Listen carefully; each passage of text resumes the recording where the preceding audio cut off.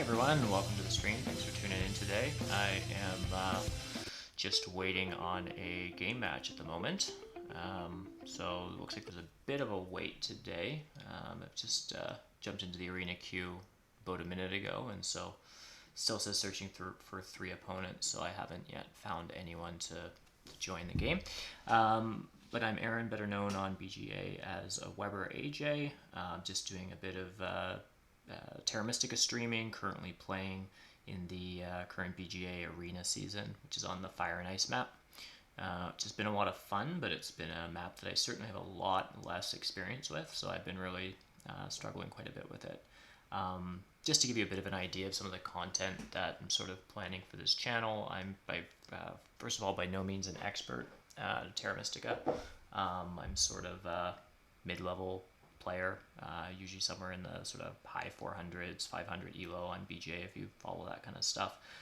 So by no means like an expert of the game. I definitely have been doing my best to try to get better at the game over the last year since I've been playing, but definitely still making a lot of mistakes along the way. So feel free to keep up to date with the channel and follow along with the content. And if you see me do real dumb things, please let me know in the chat. I'm always trying to get better. But I find the best way for me to do that is just to continuously play as high level players as possible, ideally on arena, but it's always I have no idea who I'm going to get matched to on arena. But the higher level players the better, because even when I get my ass kicked by them, I still learn tons when I'm playing. So just going to jump over to Board Game Arena here. It says we're searching for 2 opponents. Hopefully if I refresh this, it'll show someone else. So we have 1 person that's joined the table. Don't actually recognize their username. Take a look. Okay, so not a super high ranking. Oh, it says searching for 1 opponent, so hopefully we have a match pretty soon. Awesome, so we've got a 3rd player.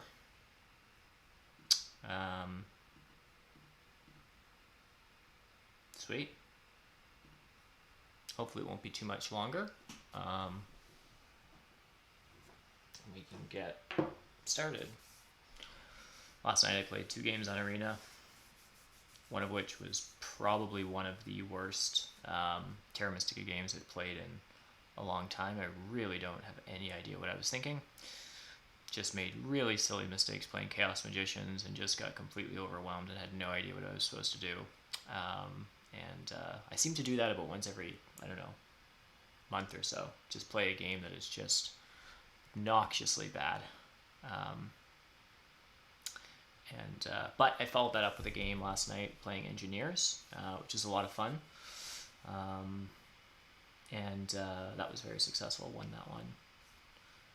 Engineers has been a really interesting faction for me to try to relearn on Fire and Ice. I used to play them a lot on base map. I have, for people who know played me quite a bit, people know that I often have a soft spot for gray factions. But I find the strategy for playing them on Fire and Ice is quite a bit different. It's really interesting. So, looks like we've got a match. Perfect.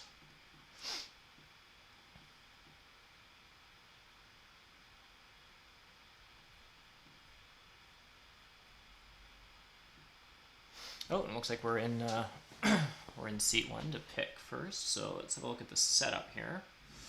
I always find it easiest just to start with the bonus tiles, just to get an understanding of what factions we might want to throw in. Easiest thing I find is just to start with what's not in the game. So right away there's 4 scoring tiles in Terra Mystica. There's 3 in the game, so we're missing the trading post scoring tile. We're missing the dig. We're missing the cult bump. Cult bump is not very... That doesn't really matter too much. It's 4 coins and a cult bump. Most factions can kind of take it or leave it. Nice to have the extra coins, but there's enough coins in the game, so that's not really significant. Trading post pass, again, most factions don't have their feelings hurt terribly if that's not in the game. I think Swarmlings are one of the factions that tend to rely on it quite a bit for points, but the rest of the factions are, I don't think, overly concerned about it. We do have both the shipping bonus tiles in, so it could be a game where early expansion, either by paying for shipping or just using the temp ship, could make a lot of sense. How are we doing for digs? We're missing the dig tile here, and we don't get cult spades until later in the game. In terms of the track itself, rounds 1 and 2 aren't hugely significant, but sort of looking in reverse, it looks like we don't want to build our trading posts until later in the game. Got a town event here, which can kind of be a bit repeated often when you're founding towns. You're either building big buildings or building trading posts. Temples, dwellings, gosh, not a ton is jumping out to me. Which means what I might end up doing is I'll often try to see if I can throw in a faction that other people might not pick as much, but I might be able to make some utility from. And I think what I might do here is just throw in engineers. So when you're picking factions, I mean, there's a couple of ways you can go about it. First thing is, like, of course, it makes sense to pick factions that line up with what you're seeing in terms of the bonus tiles and the scoring tiles.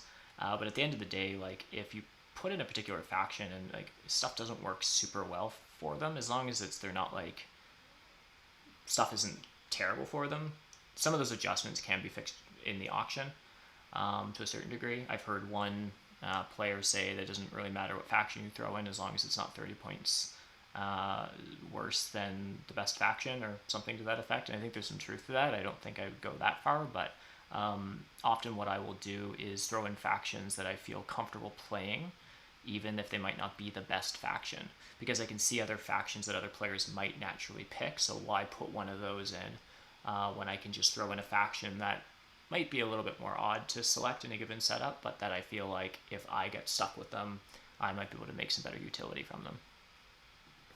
So anyhow,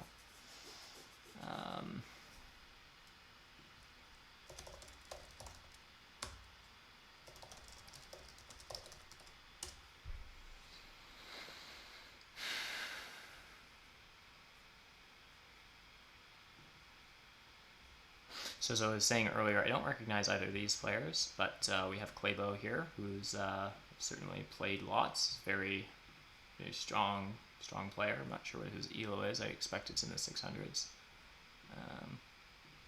Yeah, 615, 18th on the site. So,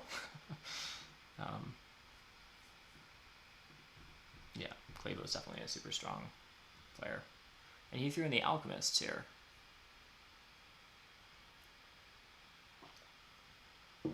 Which...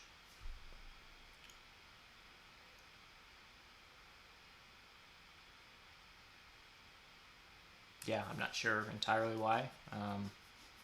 I guess the past tiles that alchemists like are in. Probably people maybe do to some degree overvalue, like if there's a lot of coins in the game, you can't put in alchemists. Like alchemists generate coins, so you want low coin setups, and we have 6 and 2, so we have 8 on the pass plus this scoring round with coins in it. I hear a lot of people say that. It's like, oh, no coins in the game, throw alchemists, and maybe people overvalue that to some degree. At the same time, it doesn't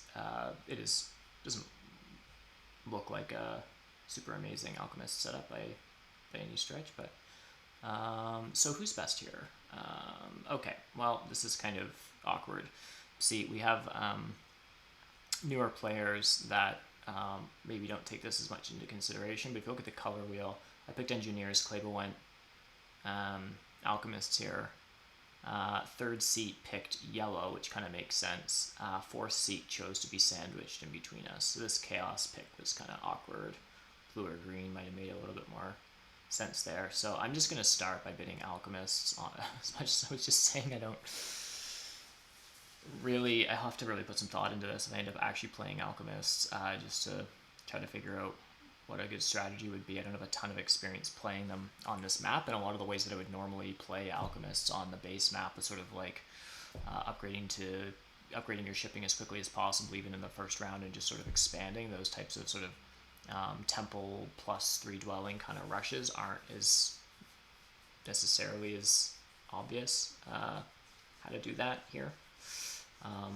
But I did just snap pick alchemists just entirely based on the color setup. here, which Quavo disagrees with. So there you go. This is pretty funny. This fourth player was actually the one who threw Chaos Magicians in. Okay. I'm just going to say there might have been a possibility that that player just chose Chaos Magicians. It's not that often you see three 30-point factions here. It's interesting as well to see Quavo bidding down Engineers. I mean, maybe he's right, and I shouldn't have overvalued the color wheel here for Alchemists. I'm not entirely sure.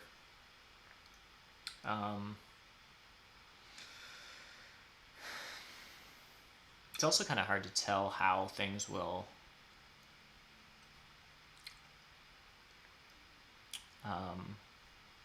how the bonus tiles will be distributed for a couple of reasons. A, because again, we're playing with a couple of lower ranked players that might not do what I'd sort of expect them to do. With Chaos Magicians, there's a big building round in round 2, so Chaos Magicians might want to take this bonus tile and get their Sanctuary out in the first round. Lots of people definitely value that as a strategy for Chaos Magicians, but I can also see someone maybe wanting to go like Temple, try to get a Dwelling or 2 out, and then getting their Sanctuary in the next round. So anyhow, my point being, I don't know if Chaos will take this tile or not, and that will sort of have a cascading effect on the rest of the choices that people will make. If Chaos do take this, Nomads take Worker Power or Priest. Alchemists get the other of those. Engineers probably start with 6 coins unless everyone avoids the 2 worker action, which could happen. So Engineers here. How would I start as Alchemist here?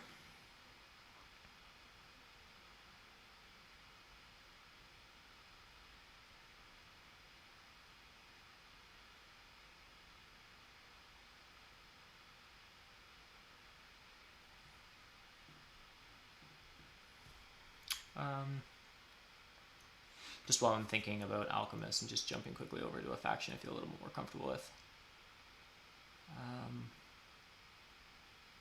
Alchemists don't have any color neighbors. The closest interaction they have is with yellow digging their brown hexes. And the blue ones are almost entirely safe. So they can probably beat Nomads to here if they start there. This could be a Sanctuary town. Oh, of course, what am I talking about? Temp Ship is in the game. So who's taking that? Gosh, see, I just don't know.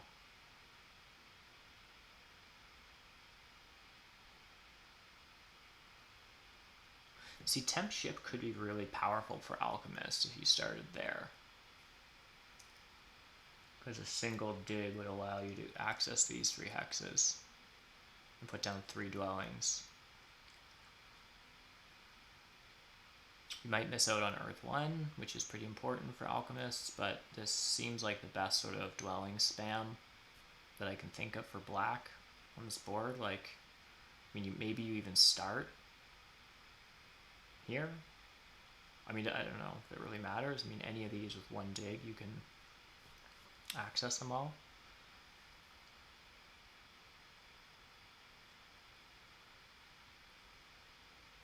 Do you invite Nomads up here for Leech?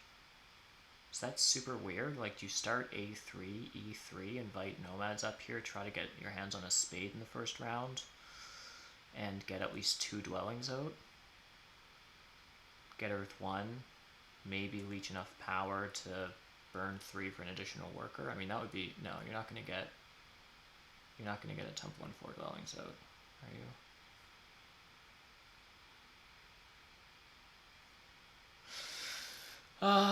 Gosh, I don't know.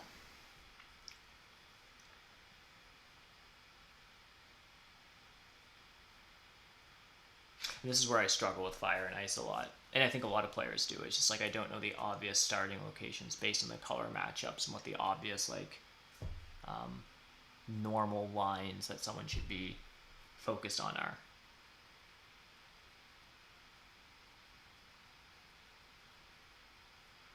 Nomads start probably here, and with gray in the game and no brown, yellow actually seems pretty good down here. Engineers will probably start here, and they can have a nice little leech party. If nomads start here, like, you know, the black wouldn't start on H3, so nomads could take this and double dig this later. Like, they could do a nice town here and connect up this way. They could have lots of neighbors. Engineers will probably take this hex.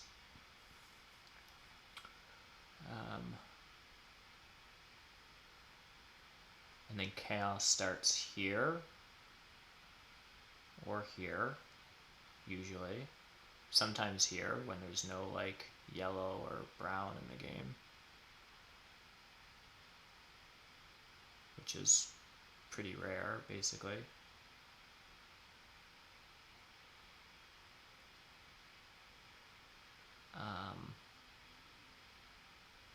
Otherwise it's really risky.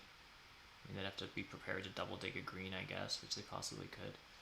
But yeah, no, probably chaos starts here. Alchemist probably here. And we'll take this hex at least. And try to race nomads for that. Chaos and alchemist share power. Which is kind of nice for engineers because usually, well, no, what am I talking about? If engineers can get to D7, it can make a nice town up here, but nomads will probably take that from them. So then they need to bridge town over here, maybe for a town, or double dig this. So this either becomes a town or that's a town, or D7 if they could ever manage it, because they could even possibly dig. I had a dwarves game where I played week or so ago, and I managed to get to D7 before yellow did, and then the green was fairly, like, it wasn't being contested, so I actually had this whole strip as dwarves, and it just like gave me access to so much stuff, like both sides of the river, both sides of the map, north, south, east, west. Like, it was just like so awesome. Had tons of leech, really easy town. But yeah, so engineers probably do this or this for a town. They probably town up here or here. So engineers, I guess, just start E5, H5. Alchemists here, nomads here.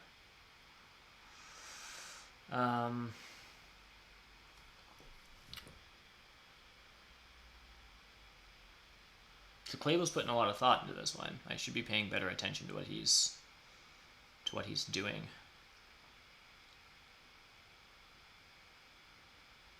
But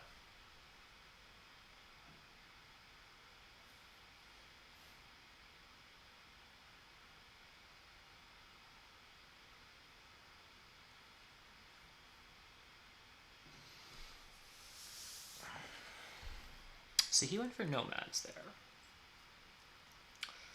So Clayville's evaluation is that nomads are better than alchemists by a point.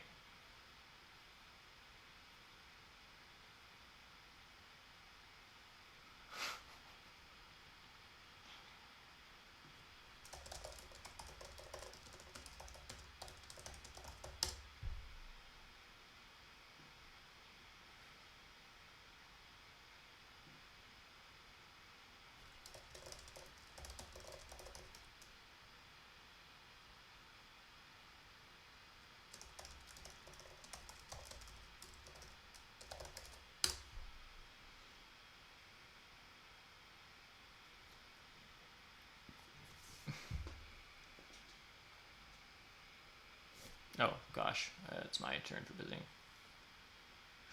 Alright, do I just continue wanting to bid down engineers here? Like, it's part of my problem with auction is I get my heart set on something.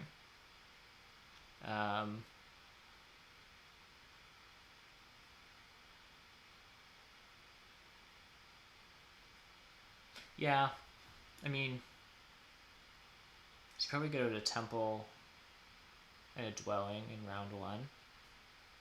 Yeah, there's just no digs.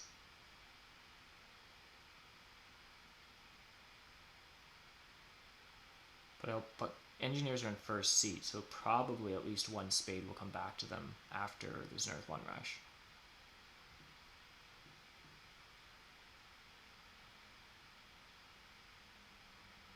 Having no dig past tile is actually hard for engineers.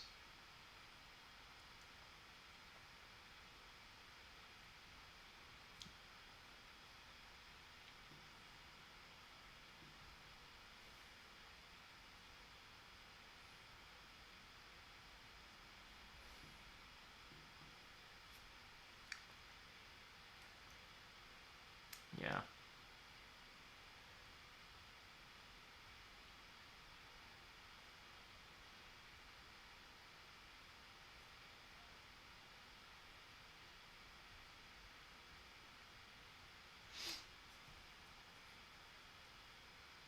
I mean, the one good thing about nomads in this sort of setup is with this early stronghold round, if you could get your stronghold out in round 2 and score up to 9 points off it, if you're able to build it in round 2 with this bonus tile.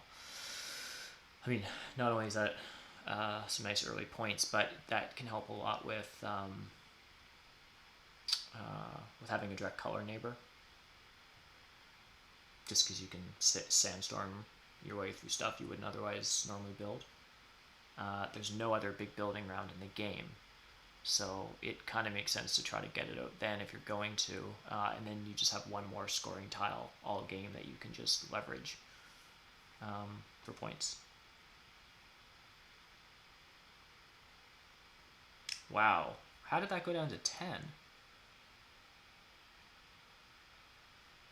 Claybo bid on Nomads is 17 and this guy went down to 10. Okay.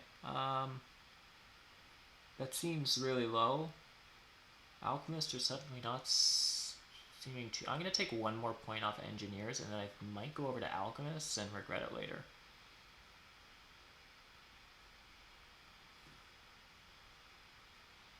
Yeah.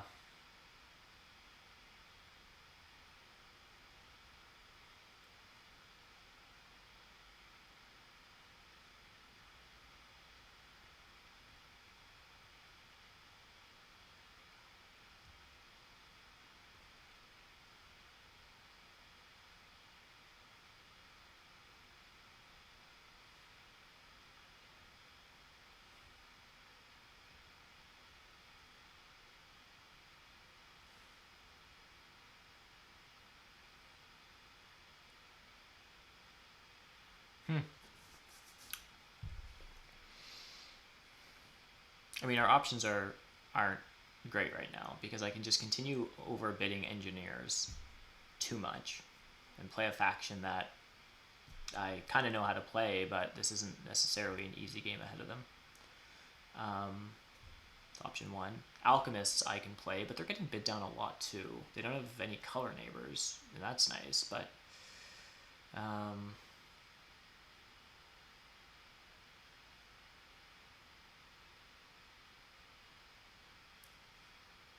they get cut out of date. My problem with Alchemists is they're one of those factions, actually kind of like Engineers too, that they have such a high built-in economy that they're hard to play without, well, they're kind of hard to play without Earth 1. Like, they're just those the kind of factions that I kind of like to secure that in round 1. Whereas other factions, there's different lines you can go down, get your big building out early, whatever, I don't know. Tons of stuff you can do, but with Alchemists and Engineers, like, I don't have a lot of experience playing with them without, like, point scoring favors. And the secondary problem with Alchemists is, like, if I thought I could get Earth 1 and the single spade action round 1, but that's a lot to ask for. And the other funny thing about Alchemists is even, like, at ship 2, what does ship 2 give them? Not much. Like, even if you you got the priest action and you bought a second priest or something, so you could upgrade your ship to 2 shipping. Well, anyhow, who took... Claybo's got Alchemist, Steezel took Chaos. I'd be really interested to see how Claybo plays it here. I just don't know what the correct opening is for them. Claybo will probably... I'm hoping he doesn't, I don't know, somehow outsmart us and steal the bloody spade on us. Okay, so what's the best order to do this? What would we love? I would love it if Chaos did not come here.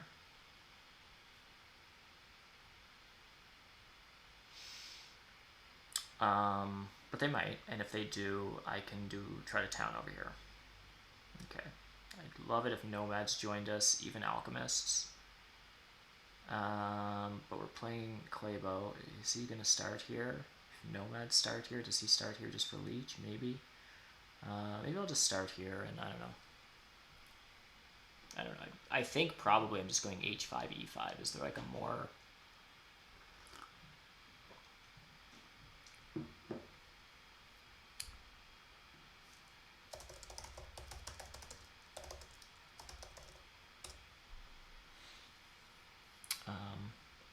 Yes, there are more interesting start here for engineers. I do often say my best games are when I play boring, but...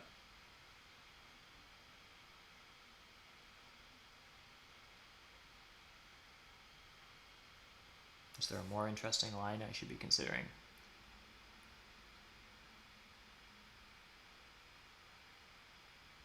Okay. This is interesting. So far I don't have a neighbor. It's a good start. G8? I mean, G8 doesn't give me a neighbor either, but...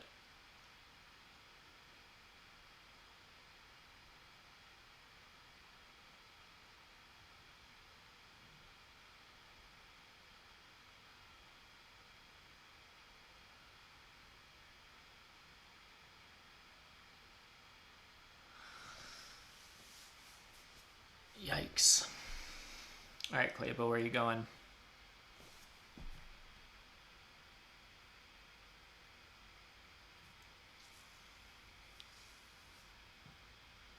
Says who still has to play? Only Chaos. Oh no, Nomads still place again. So it's possible Nomads come to I4. But they don't need to because they have a neighbor on H7.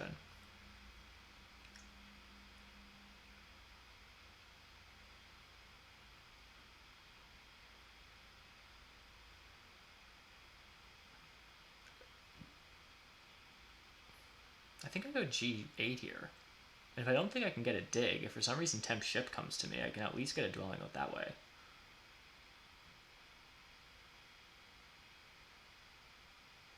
Wonder how terrible that is. Not terrible. Nomads are probably digging D7 anyhow. I don't know. And if Nomads dig this on us, then we at least have a Sanctuary Town here and stuff over here with potentially people that come later. Sure. Maybe Nomads come to I4 anyhow, in which case... What if I... Well, let's see where Nomads come. Place their third dwelling first, before I make any further speculation.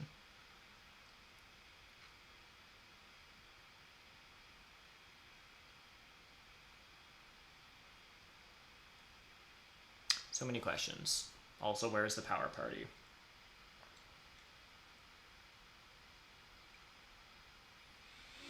So,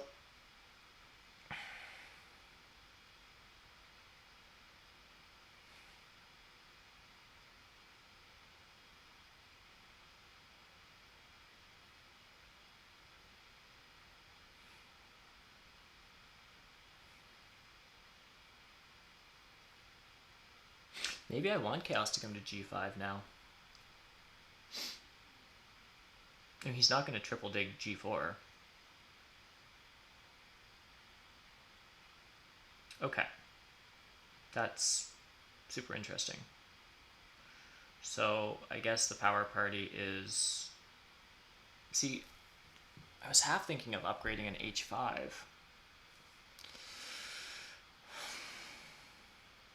But I can't now. Nomads just took coins. Claybo takes... I really don't know what temp ship is going to do for chaos. Unless they're planning on double digging G6.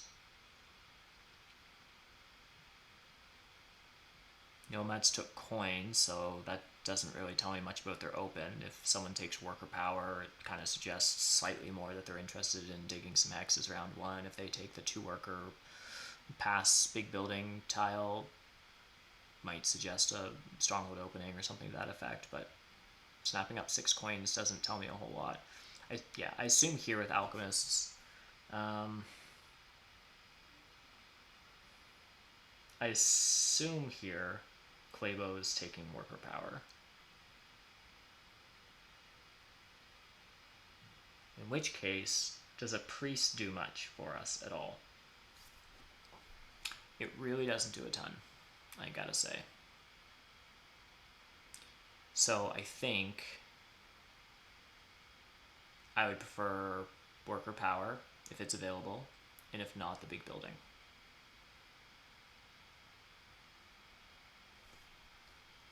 He went with a priest.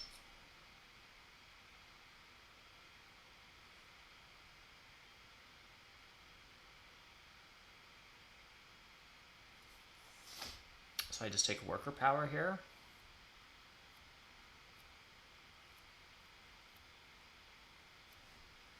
Okay. Now I could double dig here. But as a backup, I can always just build 2 temples this turn if I don't get any. I think that's what I need to do. As much as I would love to take some takes, I think I'm just going to start by upgrading here. I don't think Claybo has any choice but to just give me a ton of leech. I have no idea what these players are doing. I mean, Chaos might just dig G6 right now. In which case, if he does, I'm probably going to dig G5, which is kind of annoying for him. It's not to block him. I actually wouldn't mind him as a neighbor. Yeah. Ugh. So I kind of feel bad here. I have no interest in overly disrupting Diesel, but I would like a spade here, and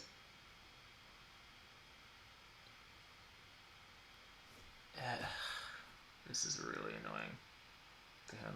It's not too bad. He can still build up on E2. I'm going to just think about this before I do it. So I'd like a spade this round, I'm pretty sure. Based on the starting spots, the only hex that I can actually dig, because I don't have shipping, and get a dwelling out, is G5. The only spade action left is the single spade action. So happens that the spade the spot I'd be digging is the second place that Chaos can get to.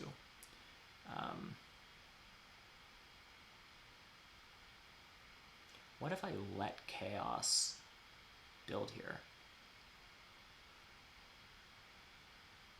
No, because I don't want to. This is the thing. If I don't take a spade now, then Claybo gets one. The thing is I can still take this and still get Earth 1 later. So it kind of just makes sense to do it like that.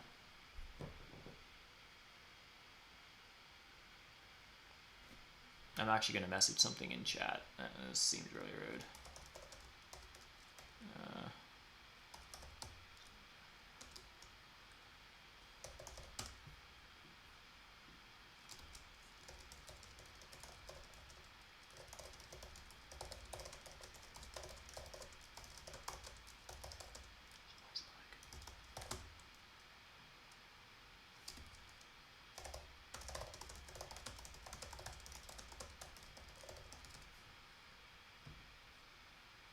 Yeah, he probably doesn't care that much. Well, I'm sure he cares, but he was able to build on E2, so yeah. Here I am immediately feeling bad for players. So Chaos can still get a temple out this turn, which means I can't do anything fancy like take an econ favor. So I just grab Earth 1 and be boring. And now I have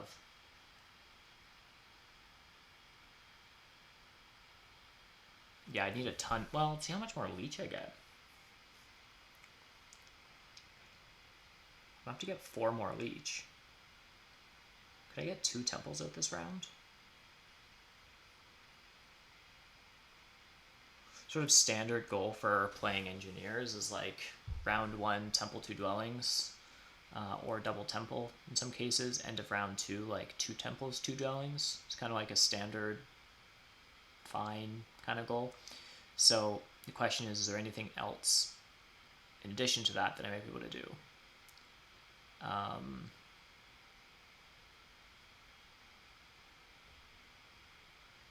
So the question is can I get a second temple out this turn and take Earth 2? In order to do that, I need 2 workers, which I have. The only other thing I would need is 6 coins, which I can just burn for the 7 coin action.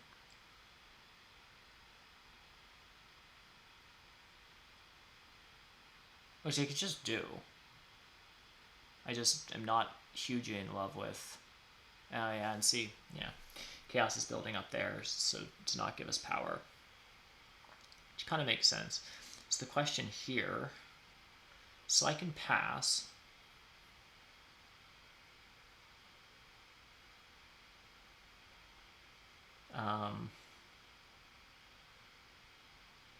which isn't great.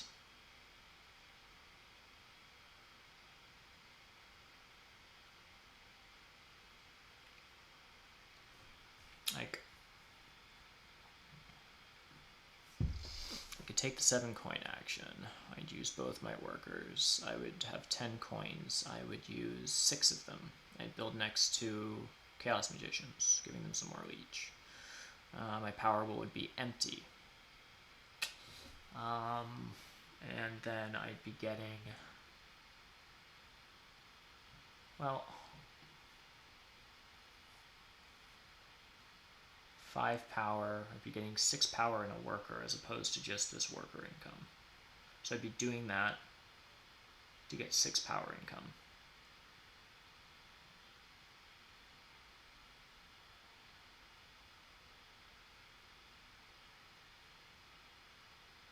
The only reason I might not want to do that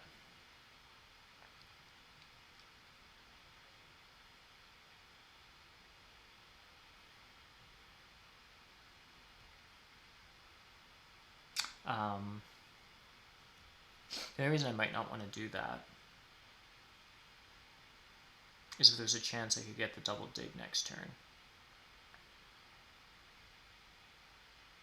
Right, and I could pass for this, which is like, ugh, you know. Get 3 power, send a priest to, I don't know, any of these cults. This gives me 1 power, so that's basically 4. 1, 2, 3, 4. I could burn 4 and take a double dig.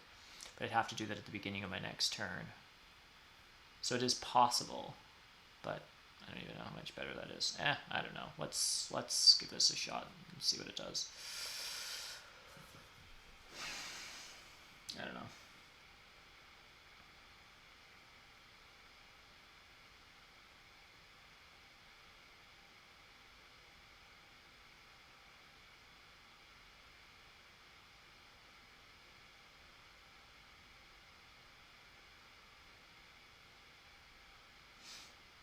Now, where do I build my temple? I'm actually leaning towards H5. I initially just said chaos, like on G5 next to chaos there, but nomads are more apt to build around me. At some point, they'll probably stronghold this. If they get their stronghold out, they'll try to sandstorm this. Otherwise, double dig it, or they'll single dig this and try to do a town. Yeah, so I think this actually makes a lot more sense, is to actually build here next to nomads. Yeah. So this is a fine start for us.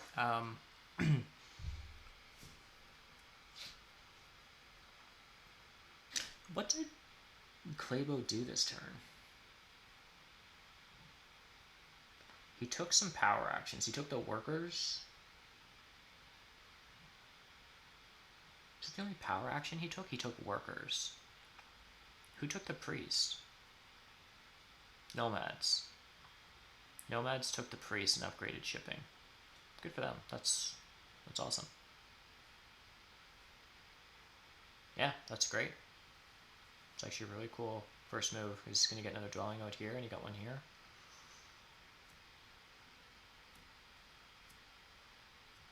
Yeah, I wasn't sure with the 6 coin pick at first, but I actually kind of like what they're up to. A lot of people, myself included, have a tendency to want to just like dig what's in front of them immediately, but there's certainly something to be said for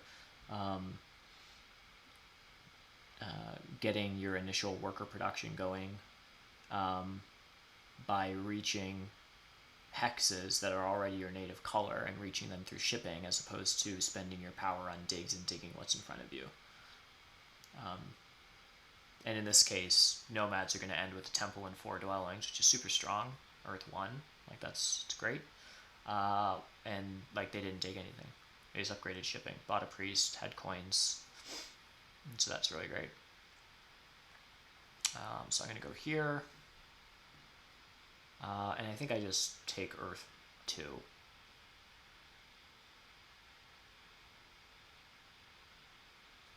Yeah, this is not fancy playtime, right? Because I'm not passing on to any other workers. There was a moment where I had a really ludicrous thought, because I'm not getting enough leech and I want digs, of taking Air 2, which is just, I'm just going to pretend I didn't think about that. Alright, that's good.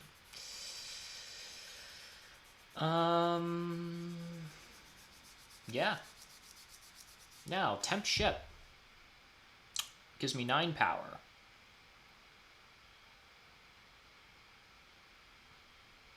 I think temp ship is a play here. How are the digs splitting up here? Claybo has 4 power coming in, which means his power bowl is 10-2.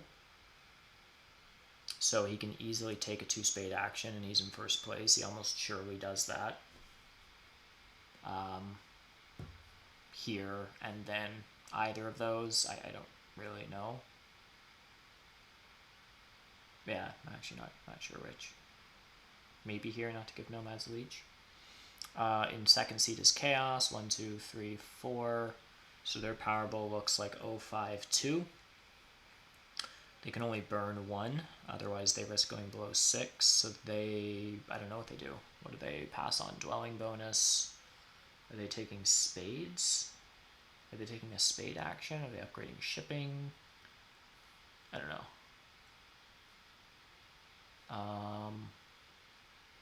So let's say I don't get a spade.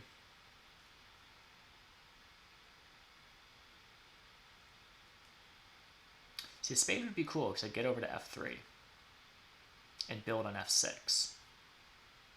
And then upgrade one of those to a trading post. I don't have all those resources. I have the coins. I'd be missing a worker and a spade. That's way too much stuff. Actually, I do have a priest. Priests are fancy workers. At very least, I get to go over here, because otherwise what am I building? And I should at least upgrade to a trading post or something. Okay. Let's pass. Gosh, because the only other line is taking a priest.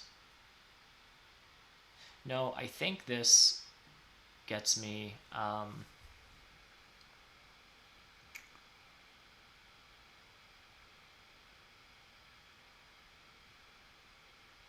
if all the spades are gone, yeah, my point is that gets me on another hex. And that's super important. Probably next round I'm going to need to try to like consider coins. So it depends on these spades break down. Like, yeah, okay. Oh, he does build I7. And goes I7 first, so that Chaos has to burn more stuff if they want to take a power action. Otherwise, building on D6 would have gave them a couple of extra power, so they could have taken my coins or a spade or something without burning power. So it's a question here of if he takes coins or the single spade.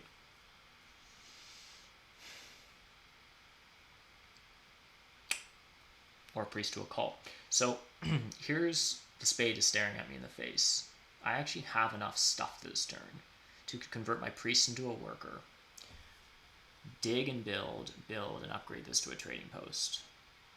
So I would have 2 dwellings and a trading post. That can't be bad, right? And then I just have no priests to cults, which is not great, but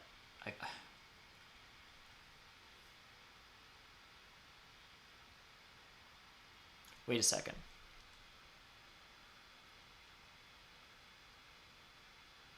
Do we upgrade shipping? I take the coins, I spend a priest to upgrade shipping, I build here and here.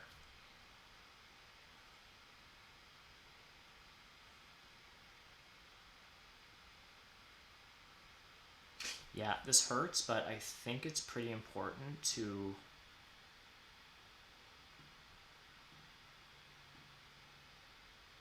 get dwellings on the board. Also, this is nice because next turn I won't have to worry about digging. I can just place here.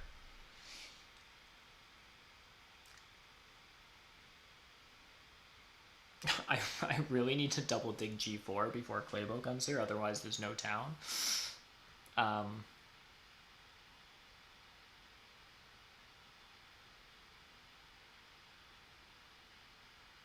Wait, what did... Yeah, see, I'd love to send a priest to Earth right now, but it's not actually part of the plan. So I think what I do is I upgrade here on the off chance that Chaos does anything here. It's just more power for me now. Right?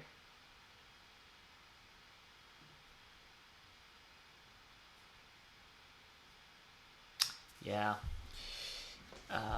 Oh. Now I'm getting 7 power. 1, 2, 3, 4, 5, 6, 7, 8. Oh no, I'm actually only getting 6 once I... Yeah.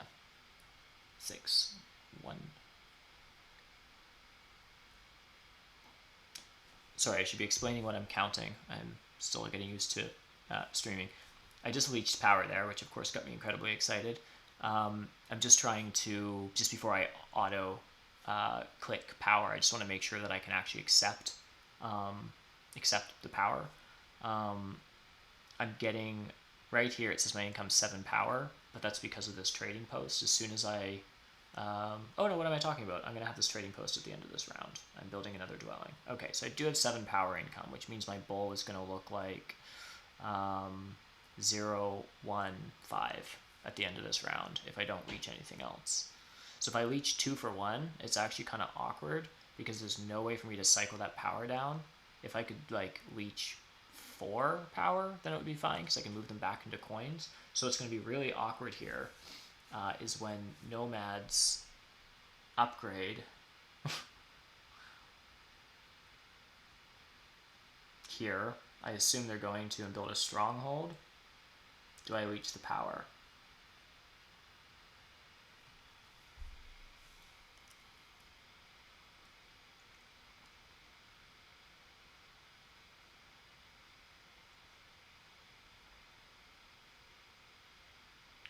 I think I just make it a quick round. 7 coins are staring at me in the face. If I can pass on those 7 coins, I will absolutely do so. So this is the end of round 2. Remember earlier I said sort of 2 temple, 2 dwelling. However you get there at the end of round 2 is kind of standard good. We have 2 temples, 2 dwellings, plus an extra trading post, which represents a whole extra dig, a whole extra dwelling, and then that upgrade to a trading post. This actually isn't too bad of a setup. Alright, so this is kind of awkward. I don't actually know if I can leech this or not, and it really all depends on where he builds, where he digs. I think he's going to dig I5, and I'm going to risk it. The problem is that on his turn, so I have nothing else I can do. I won't be in the round. Oh, wait a second. I was just thinking that I wouldn't be in the round by next turn. I'm planning on passing on my next turn, which means that when he leeches again, I won't be able to accept it and then convert the power to coins before I pass, if that makes sense. That would be in a perfect world. I'd leech from him twice, convert the 2 power into coins so I can leech it back again. I won't be able to do that. On the other hand,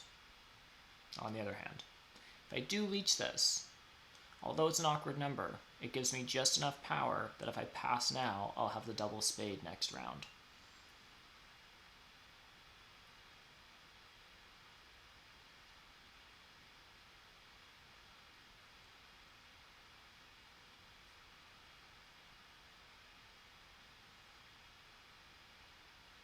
Which in a dwelling round seems reasonable, because I could dig both of these.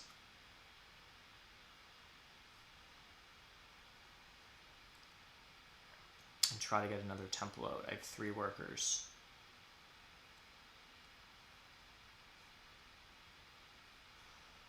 Let's do it. And that may or may not be helpful.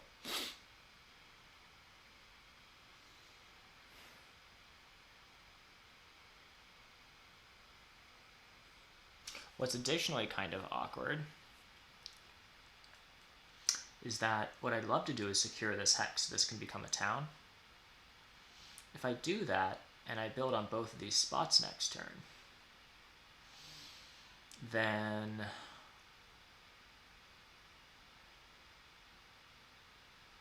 this will become a town, unless I don't build on G3. So I could double dig on G4 just to secure it.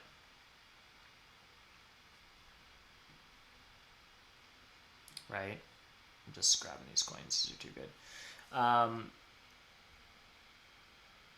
There's a possibility I should have done something else there, but I don't think so. So if I double dig G4, I can double dig and get 2 dwellings out, which is not bad for dwelling rounds. 2 spades, 2 hexes, it's fine. If I do that, I end up founding a town next turn, which is cool, but I miss out on 5 points later. So what I'd love to do is actually double dig this and build dwellings here and have Claybo not build here to interrupt me,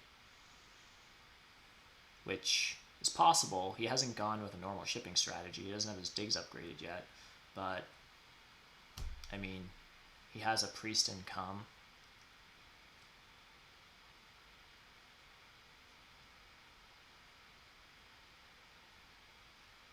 I mean, I could, yeah.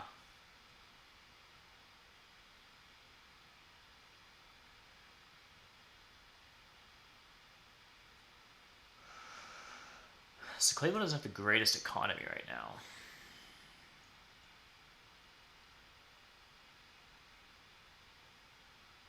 Oh wow, and Chaos just took the priest from him. What would have been really nice, I think, for Claybo here is to spend 3 power on a priest, upgrade it, and try upgrade shipping, and try to get out another dwelling or something. Oh, he doesn't even have the workers. Yeah, I don't know. I don't know what he's up to.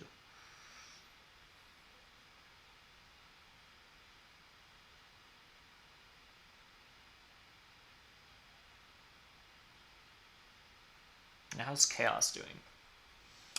Chaos has taken all 4 economic favor tiles. If you want to consider water 2 economic, kind of is. No straight up point scoring favors.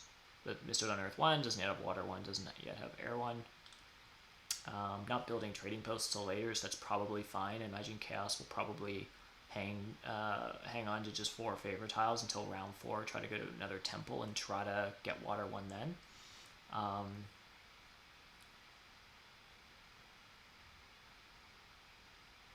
think that's what a lot of us are going to try to do, is there'll be a big, probably water 1 rush in round 4, so passing early is actually going to be really important.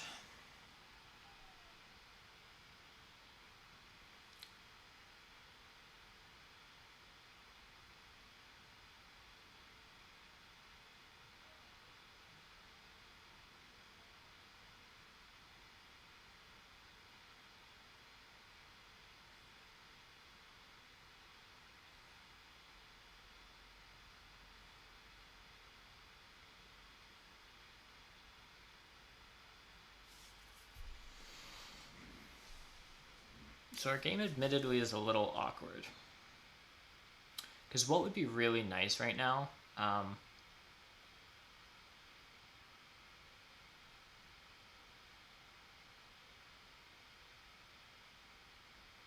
is to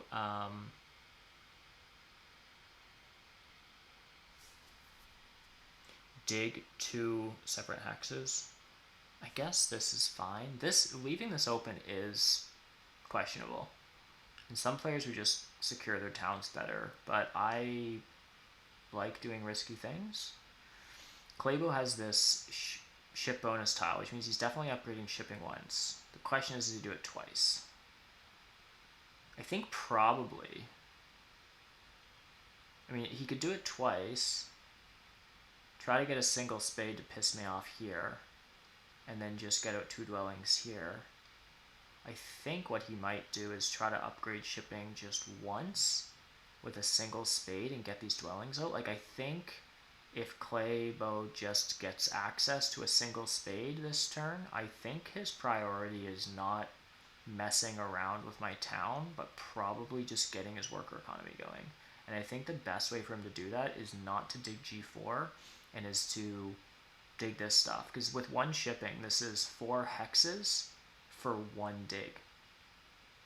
That is like delicious, particularly for alchemists when their entire like economy is based off workers and it's round 3. So I'm gonna make the educated guess that he's gonna do that and do something kind of silly and probably not super great.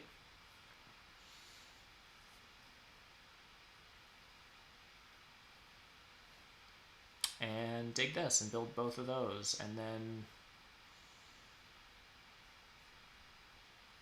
maybe even build here and pass or something.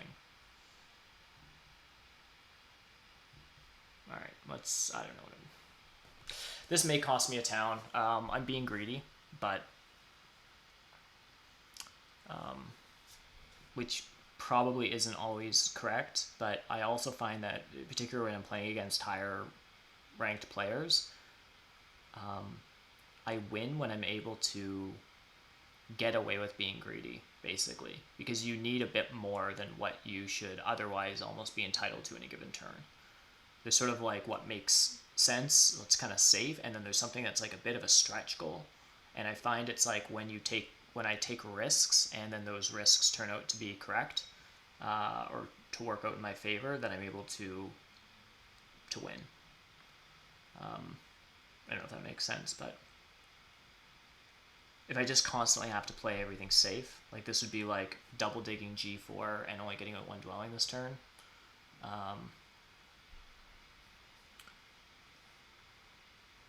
I should also get a priest to a cult this turn if I can. I can hold off until next turn actually if I need to, and I might.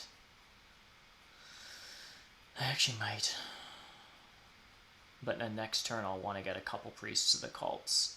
I'd love to try to get some of those earth spades. And any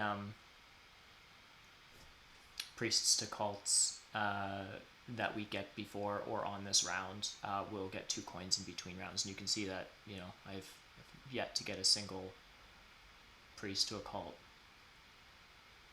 I built a temple in round 1. My second temple doesn't give me a priest. Engineers are a little weird. Everyone else in the game, all of their temples just give them priests. Engineer's second temple just gives them power, which is really important for them, but it doesn't give them a second priest. So I've effectively had the equivalent of like 1 normal temple for most other factions since round 1, which means I've had 2 priests all game. I haven't taken this bonus tile and I haven't taken this power action, so I've had 2 priests the whole game, and 1 of them I used as a worker, which isn't optimal, but that's why at the end of round 2 we were sort of ahead of like sort of the normal engineers setup, which is like 2 temples, 2 dwellings. We had some extra stuff.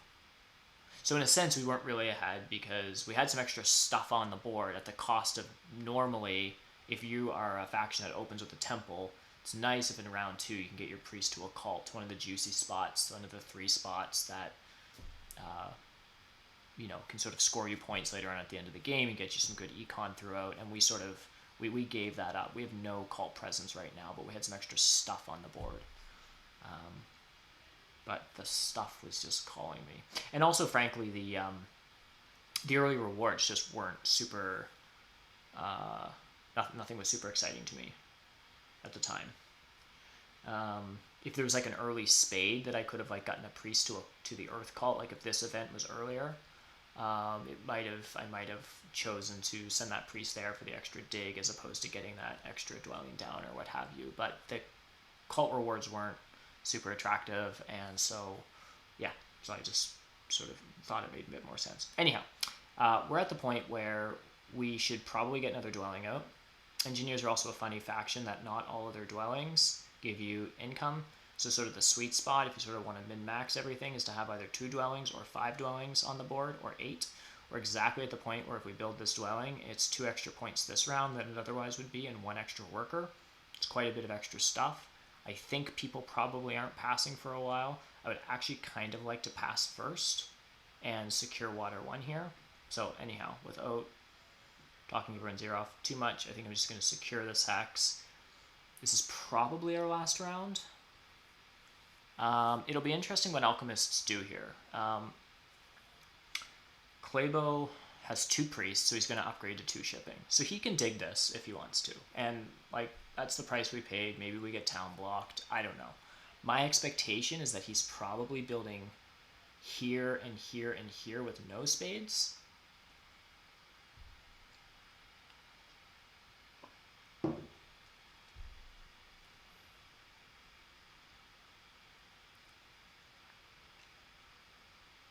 But then he will have 2 shipping, so we'll really want to consider. Yeah, this was nice for this turn, but honestly, I don't see any way that we're going to be able to hold off until round 5 to secure this. I mean, Clabo's going to have 2 shipping at the end of this round. So at that point, he can just like a single spade like next round. Because this is actually pretty decent for him. He could possibly form a town here. Alchemists tend to upgrade digging at some point in the game if they can get their workers up. So, having to use G2 as a 4th hex or something. So this could be possible town space for Clabo. It would give me insane amount of leech. But so what do we pass for here? We're getting 7 power.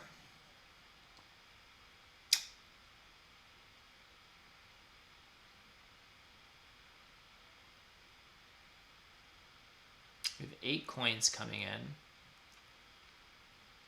I want a temple.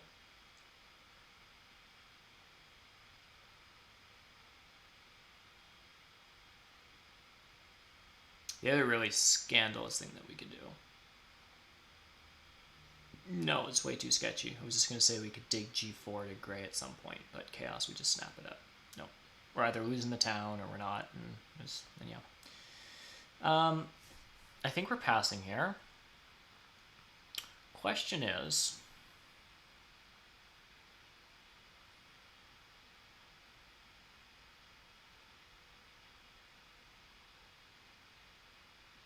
should I pass for workers? I don't really have a ton of coins.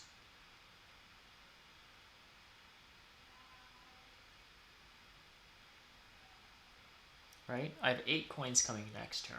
I'll have some power and probably not taking a spade action.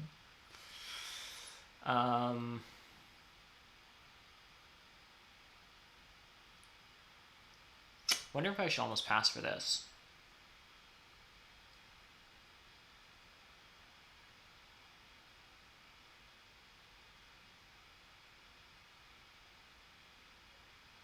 Which gives Clabo this, which is his dream. Actually, this is not bad for him. He's getting a bunch of dwellings at this turn. Should probably take the dwelling bonus and then not build that much more stuff other than my dwelling. See, that's why it's awkward. Like, I have 5 now, so that's not terrible. 5 points and 3 coins. It's a pretty good pass tile. If I get water 1 next turn, I'm going to be really interested in building a trading post. They're like their best buildings. Well, except for the trading post round isn't until later.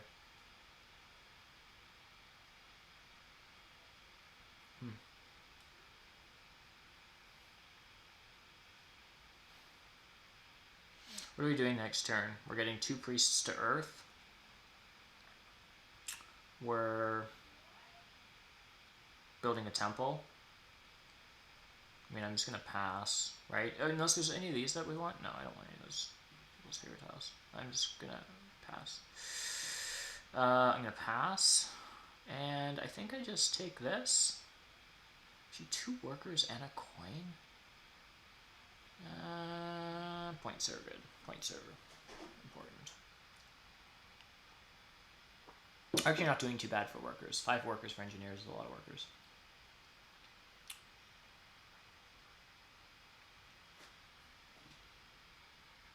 Yeah.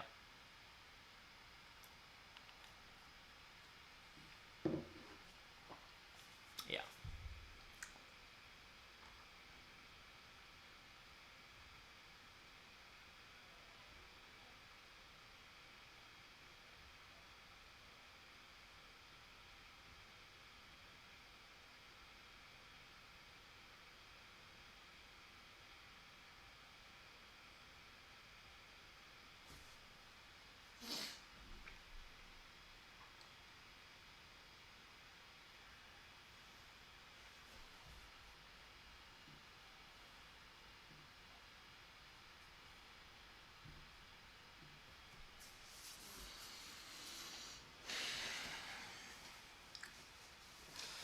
What's Chaos up to?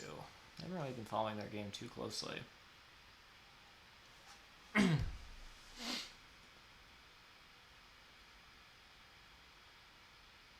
Oh.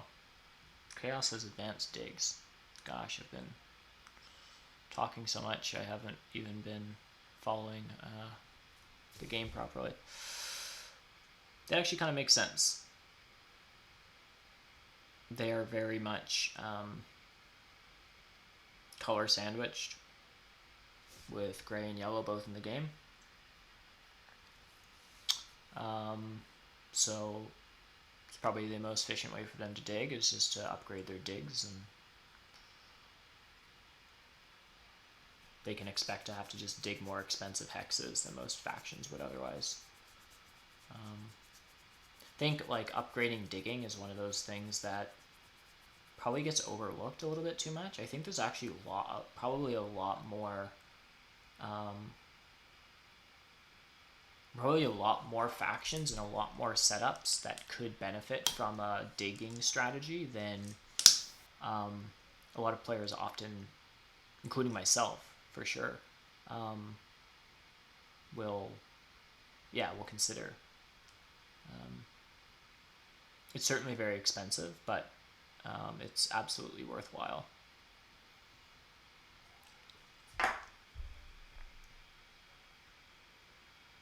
Yeah. So Claybo does, and then he'll just build on C2.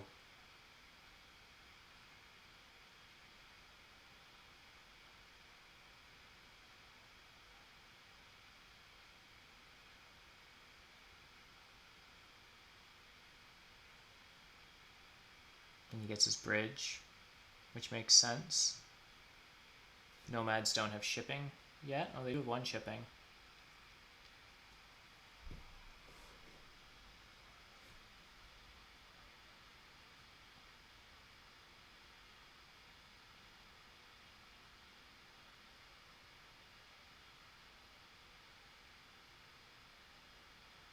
So Claybo passes on the big building, which is really good for him.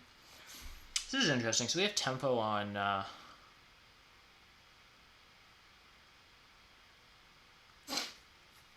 power actions. Coins seem good.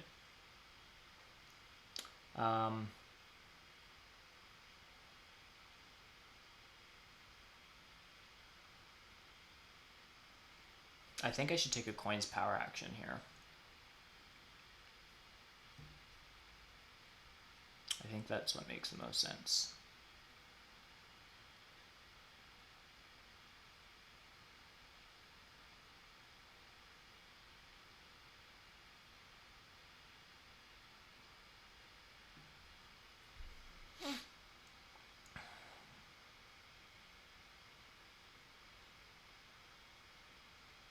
So Clabo might interrupt our town this turn. He has 10 workers.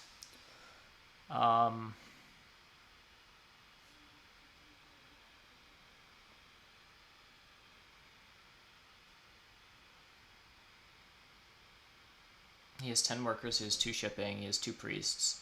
Means he can upgrade digs and still have 6 workers left.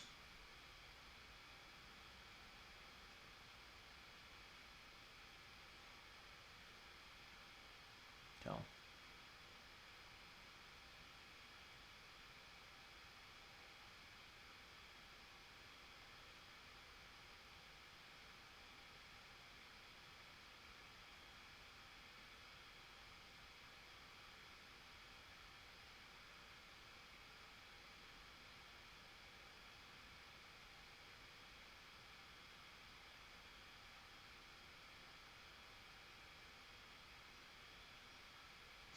Yeah, and it's one of those instances, like in retrospect, I probably should have just secured G4, because you're missing out on 5 points, but if I don't found the town now, then I'm missing out on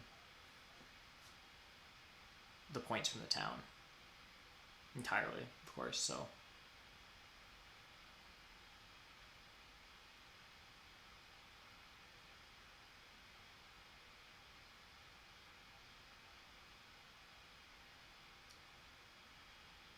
On the other hand, if he does take G4, like I was going to double dig this anyhow for a town. If I'm willing to double dig this anyhow for a town, then what's stopping me from double digging this and making this a sanctuary town at some point in the game? Now there is no big building round, but there is a big building past tile. So, and we'll get a ton of leech here. 6 for 5 is a little expensive at this point in the game, but yes, he's upgrading digs.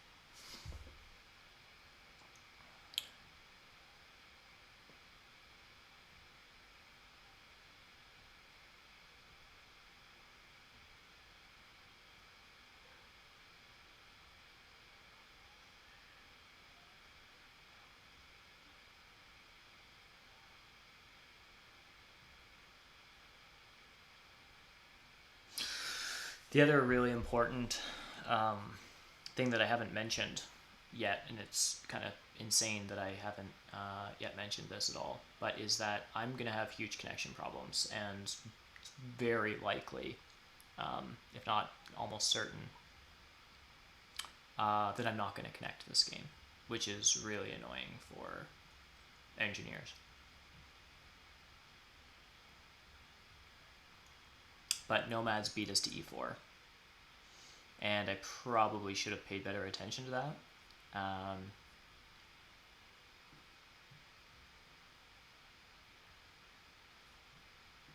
But alas.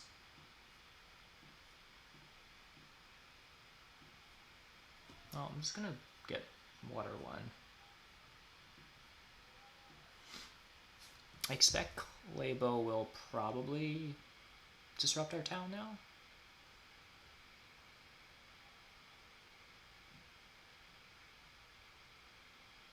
Chaos has upgraded digging.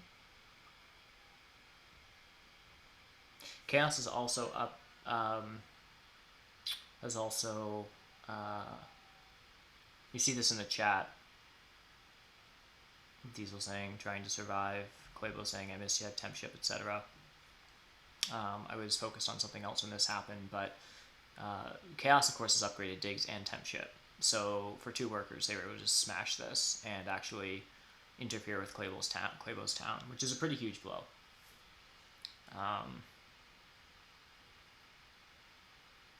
Yeah, and now he secures this hex. So,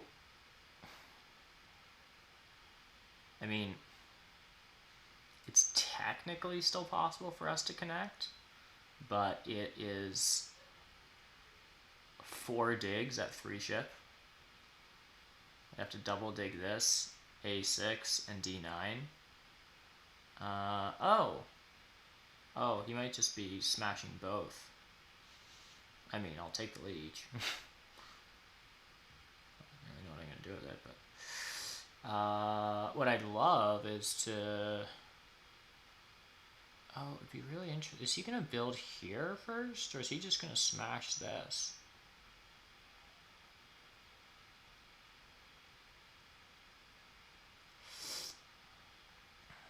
Who goes next? Claybo?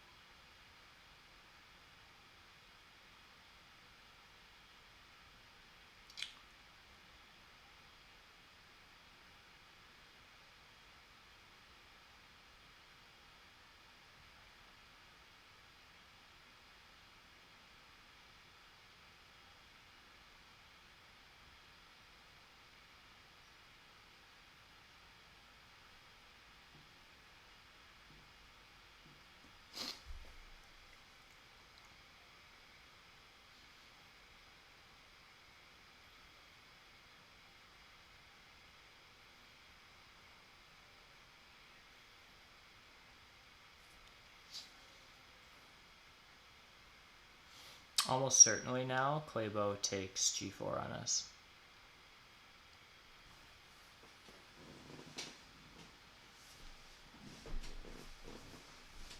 Because he doesn't even have to give us that much leech.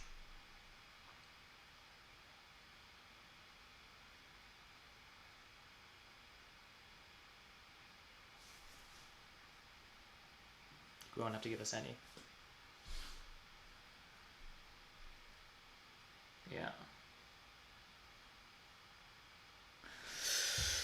Doing a lot of very, very silly things. I think I've said this before on past streams, but I'm like really new to streaming, and I'm so focused on like trying to verbalize things that I fail to like think about really basic stuff. So I think what's happening this turn is that we're losing our town, and then we're also losing connection.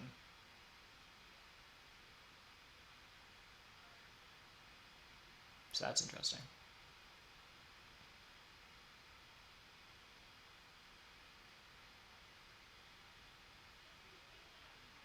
Oh, this is sort of a miracle. Claybo doesn't dig this, which I don't really know why. Because if he did, not only would we not get any power from it, because our power bowl is full, he would have disrupted our town. Earlier I sent this priest to water thinking there was two options that might happen. A, this hex was being threatened by alchemists. So I thought either nomads would secure it, as they did, or Claybo might possibly build here if nomads didn't, to take it from them before doing anything else. In either case, giving me 2 power. And the priest to water, I would have rathered it to air because it's easier to score points here, but this gave me a power. So now I have, I can take the 2-spade action, which I absolutely will, and just found my town now.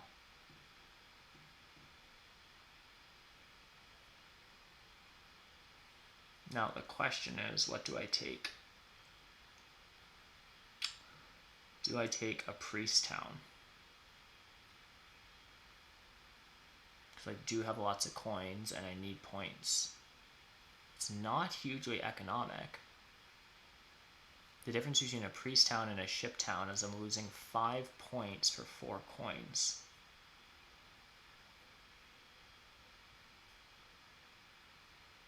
Two keys seems obviously pretty bad, right? Or is it? Do I have a... Is there a cult strategy here?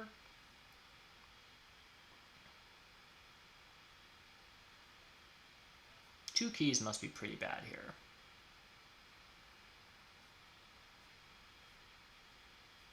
my shipping isn't upgraded. I feel like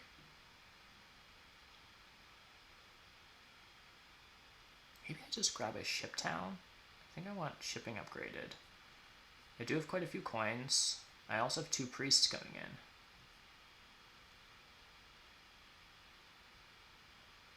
Most efficient way to convert my resources into points by taking a priest town and upgrading shipping myself, but I feel like something more economic has a better possibility of payback.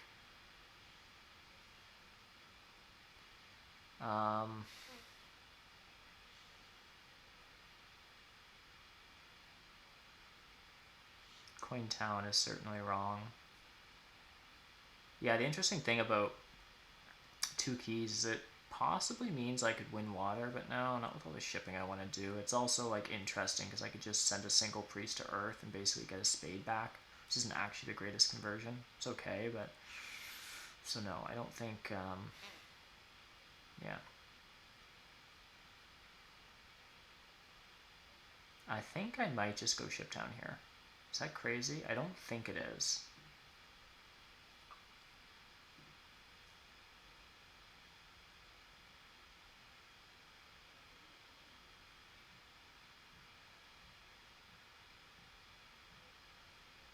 I think that's correct.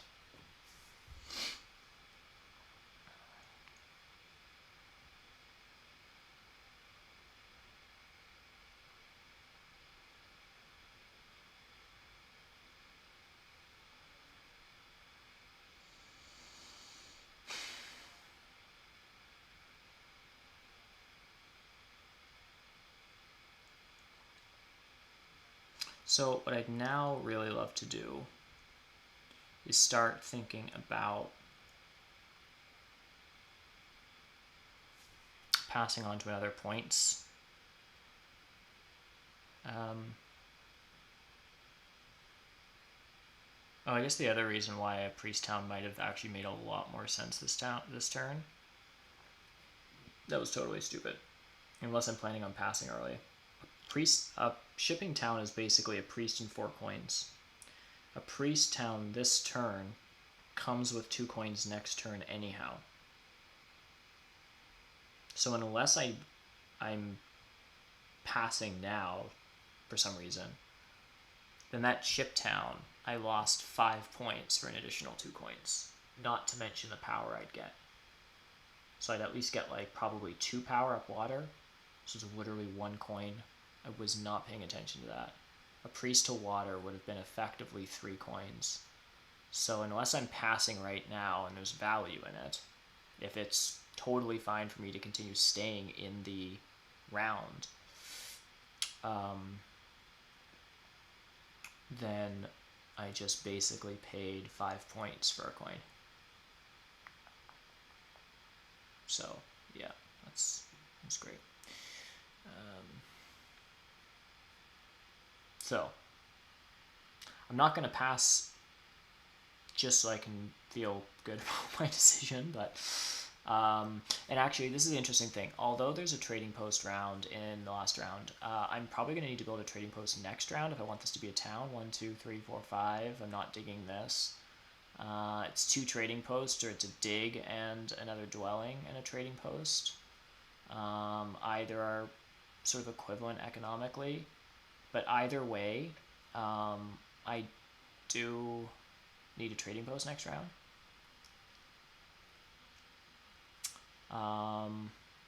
And it would just be way better econ because one of these dwellings doesn't do anything for us. So, and I'm sitting on the dwelling bonus, which someone wants. Yeah, so it totally was wasteful for me to do that. Now, Chaos is probably not upgrading these. The question is, where do I upgrade this? I can give it to Claybo, although Claybo's probably not upgrading here. If I go here, I'm giving free power to 2 people, which I don't love.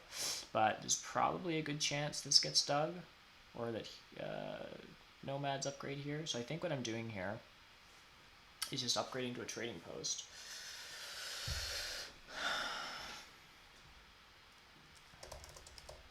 Nah, I don't need to.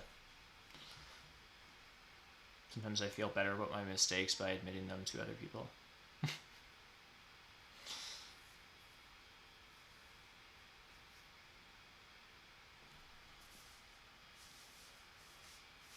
So this is not the greatest game. I just took a really inefficient town on a turn that doesn't give you any points for scoring towns. On the flip side, I wasn't expecting that to be a town anyhow, so I can just be thankful that I was able to get away with something. I'm probably still scoring a town next turn. Right, certainly am. So I'm still scoring one town next turn. Chaos. Yeah, they might. Yeah, probably. I guess they have the resources. They can upgrade. They've upgraded dig, so I guess they can just dig all this stuff and upgrade to some trading posts or whatever. Claybo is a sanctuary down here now, so this is never going to be a town unless he does a funny thing like this, which seems unlikely. I mean, gosh knows. This is probably a town next turn. So it looks like nomads are, well, probably not bridging here. I don't know what they're doing. They can probably get 2 towns next turn. Probably sandstorming this. And bridging here. Or sandstorming this and digging that. Okay. Oh, maybe Claybo is trying to... Yeah, I guess that makes sense. I mean, Claybo's digs are upgraded too, right? And he gets power every time he does it because he has a stronghold out. This is... And he has shipping, of course. This is a 3-worker dig, which he doesn't have now. So, I mean, Chaos Magicians could block Claybo's town by digging this. Whether they have the resources or to do that, I'm not entirely sure. Some players are much more apt to dig someone else's hex. That really doesn't help them a ton. It just slows down one player. And so when that's happening, you're effectively doing it at the expense of your own economy. I mean, sometimes you and another player are competing for a hex, and so if you can beat them to it and take it, then it has some benefit to you, and it also hurts them. But if you're just smashing other people's hexes that aren't super helpful to you anyhow, they're not a hex you would need for a town necessarily, or you don't necessarily need it for connection or what have you, which I think is the case for A5. Like, A5 doesn't need to be part of a town. These are way easier hexes for a chaos town. He doesn't need it for connection. He's probably not going over here to try to take, like, there's only one red hex and it's way down here, so this probably isn't of interest to Chaos. So if he was to dig this, that would be like a very aggro move, and I don't know if Chaos is really in a position to be able to do that. Anyhow, that was kind of long-winded. So I've got my trading post out, which admittedly actually cost me a point here, but I think it was totally worth it. I think I pass here.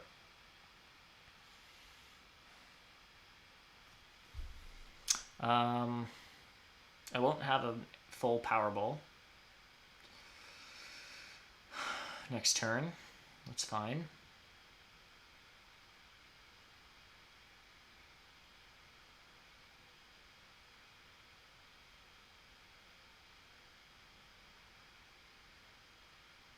I mean, coins are always good. I can't really use the power because it'd be overcharging. And then the other option is a priest, and I'm already producing 2. And I've really mucked up that fight. So I think I just pass here. Yeah.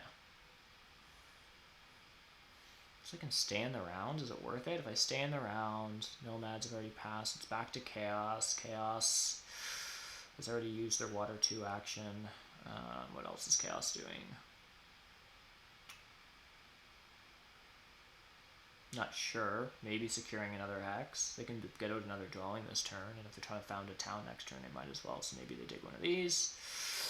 I could build another trading post this round, which I don't know if I want to do. And then pass on to this. I don't think so. I think I'm just passing here. I think I'm passing here and just hoarding all the coins like usual. 23 coins next turn. God. Yeah, this is not great.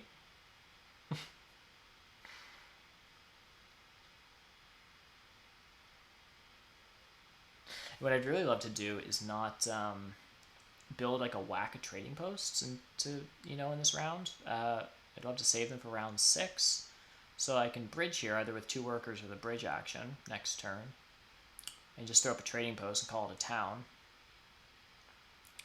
But that's 3 less points that I can score in the last round.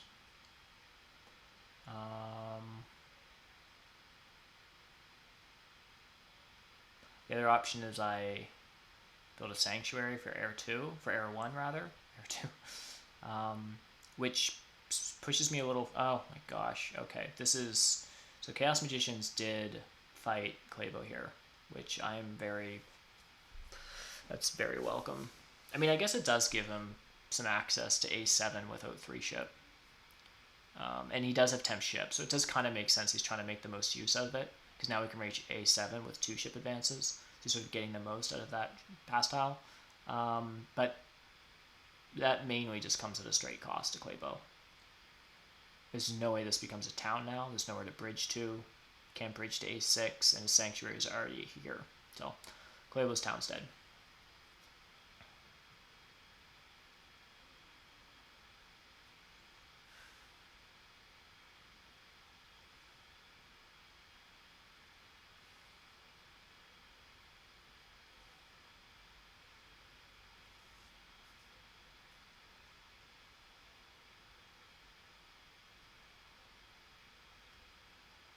Yeah, one of the biggest blunders of this game, and I'll really have to go back and figure out what else I was doing when I should have noticed this, but it's just a bit of a different color setup, and it's part of my problem with Fire and Ice, and just with Terra Mystica in general, and I'm just sometimes a bit slower to pick up on these things. If this is base map, after so many games of playing it, it's like I just intuitively know the weak spots. With me having started G8 on Chaos and on G7, what I should have immediately known was that E4 is a key hex, right? Like without E4, you're swimming all the way around here with Chaos Magicians in the game somehow and miraculously coming out here. So it's like, moment I started this game, G7, G8, that was turn 1, I should have had my eyes on E4. I was focused on this town, I was focused on all kinds of stuff. I should have just been like, E4, E4, how do I get myself there? That's connection. And I was considering this hex for town purposes and all kinds of stuff, but like E4 just didn't jump out at me immediately, which is like super obvious it should have, as like the hex that I should have needed for Engineer's Connection. So gosh knows what I was yammering away about when Nomads just easily sandstormed that. Okay, so we see Nomads found their first town.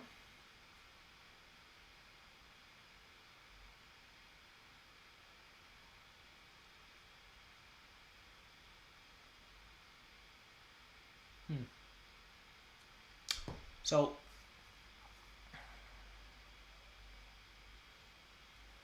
bridge action's gone.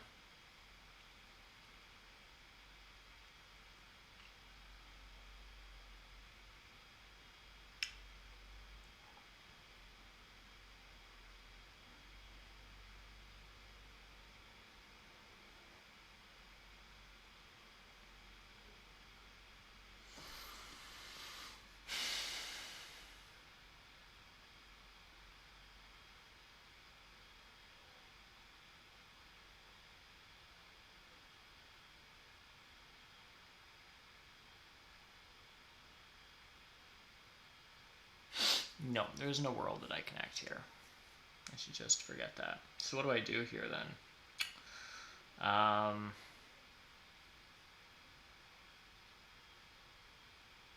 do need some digs. I think what I do is I take this Priest of Water here.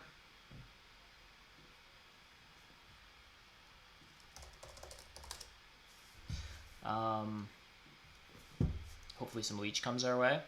Chaos Magicians are not up to take a 2-spade action because they have upgraded digs. It's terribly inefficient for them.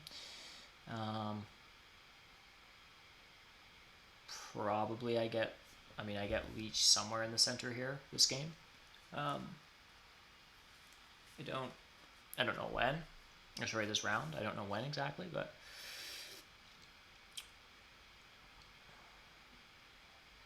Chaos takes coins. Looks good. It's avoiding giving me power.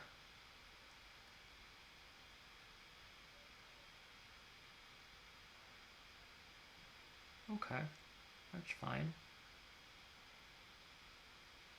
What else do I want to do this turn? I think I delay.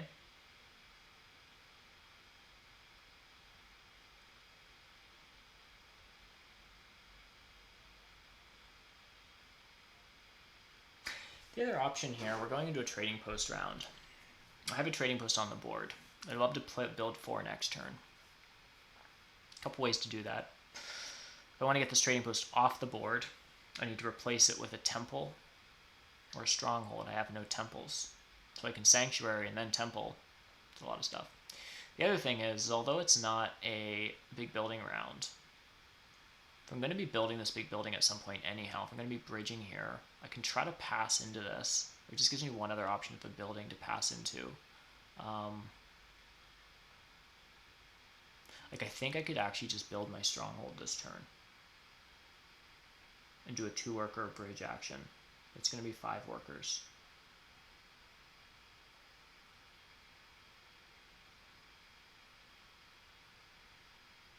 I think I also want ship upgraded to 2. So I can try to dig some of this stuff. Should I upgrade ship now just to sort of wait? I think so.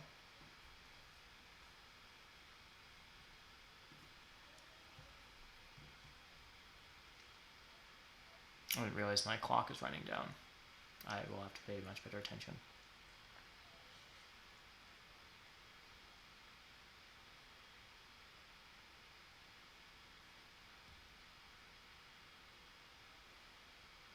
Yeah, I'm going to have to start playing faster. It's one thing to go over by a couple seconds. I didn't realize had my clock down to -30.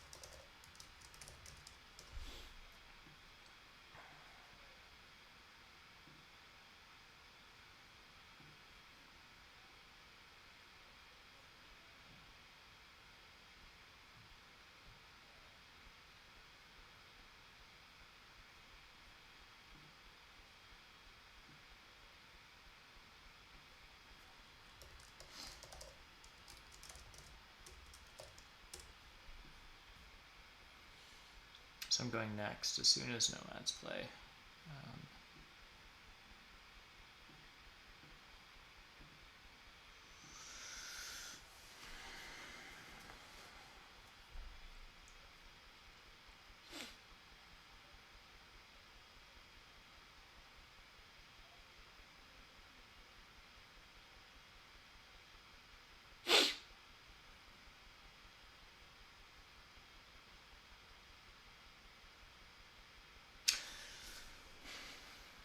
Not entirely sure what Nomads are trying to...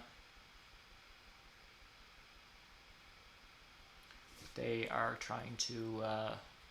what options they're trying to weigh here. I assume they're trying to figure out maybe if there's something that they can do without giving me power. I don't know how much they really care. Like, I don't know how much of a threat people perceive I am in this game, really. I have no network points, and cult is sketchy. I mean, I have a great economy, and I have favor tiles and stuff, but maybe he's just trying to figure out how to not give me spades until he absolutely has to. What did he take? Fire 2. Alright. Not sure I love that for him, to be honest, because, like, He doesn't have that many dwellings left, right? Or is he just planning on building a trading post? Oh, he's planning on building a trading post and never building here? Oh. I guess. Maybe it helps his town stuff. Yeah, so maybe we're not getting 2 digs. I mean, we don't actually need a second dig if we're going the stronghold route. Let's go stronghold because I am actually out of time legitimately. And I don't know if that was correct or not. It was an idea, but I actually don't have enough time to determine whether it's correct.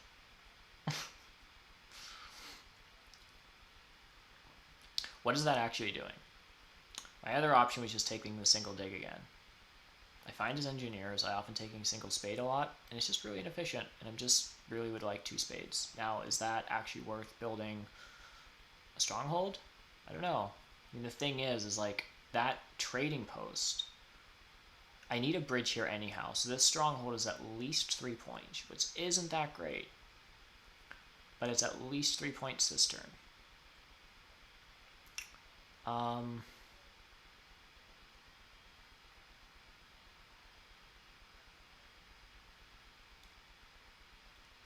It's also 6 points next turn. So it's probably not terrible. There's also a weird line where if I get the 2 spade action, like I'd initially thought, well, I'll dig f7 to make a town. Of course, I don't actually need that with the stronghold. And if I manage to get 2 spades, is there a weird thing where I dig h9 and put a dwelling on it so that I can buy 2 bridges this turn and pass with 6 points?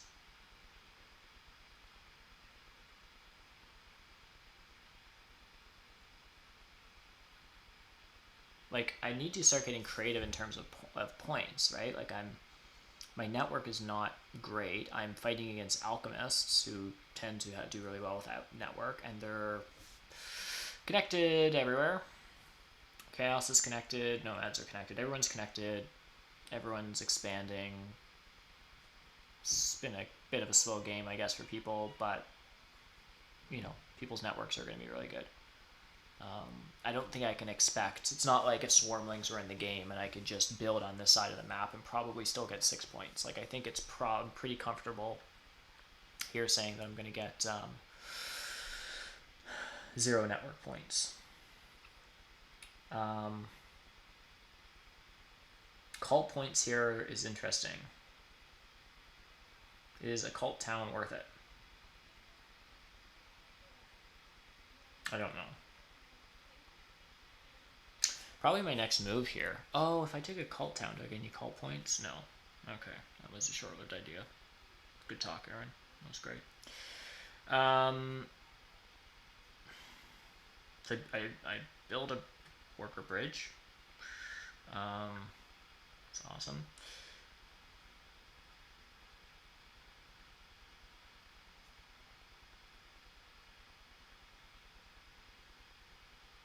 And I have 33 seconds to decide what I'm taking, because I have no more delays. I think I'm doing this. I'm definitely doing that. What am I taking as a town? Cult? Is that worth more than a priest town?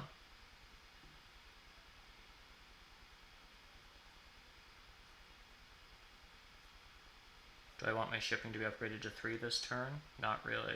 Do I just take this? Do I just take a worker town?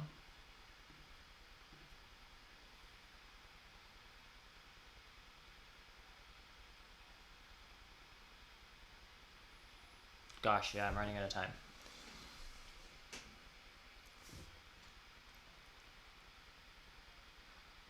Yeah, that's interesting. So, we've now just started the possible cascade of passing. If Chaos Magician's passes for the dwelling bonus, then what I need to do is outlast. Actually, that would almost be perfect. I'd really like that shipping pass tile. And there is some funny stuff I could do right now, actually. What I would love to do is for Chaos Magicians to pass on the dwelling bonus. I take action 5 and I dig F2. I build 2 dwellings here, and I build another bridge.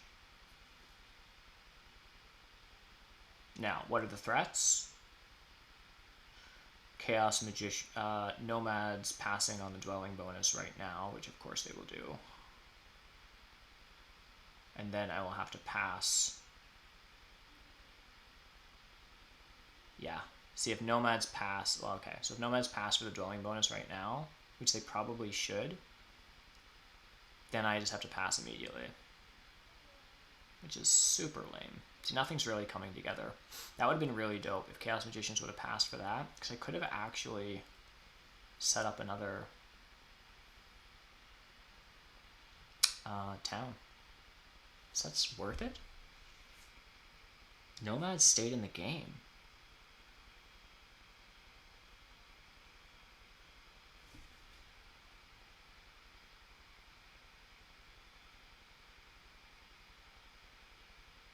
Okay. I think I'm gonna dig here.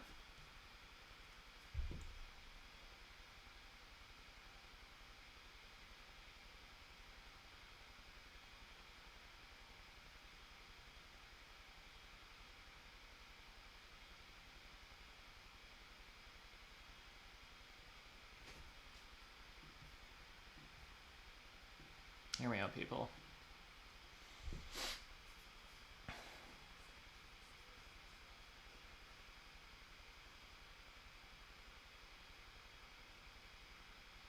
I'm tired and I'm never playing my best when I'm streaming, and I also have already run down my clock, so I don't have unlimited time to think about this. But of course Chaos is staying in because they haven't found their town yet.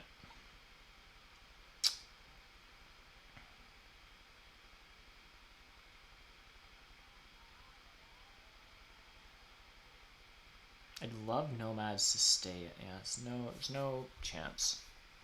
I'd love Nomads to stay in so Chaos can steal the dwelling pass tile from them, and then I just need to outlast Nomads because I have so many other cool things that I could do this turn. I would love to get out 2 more dwellings and build it, or 1 more dwelling and build a bridge.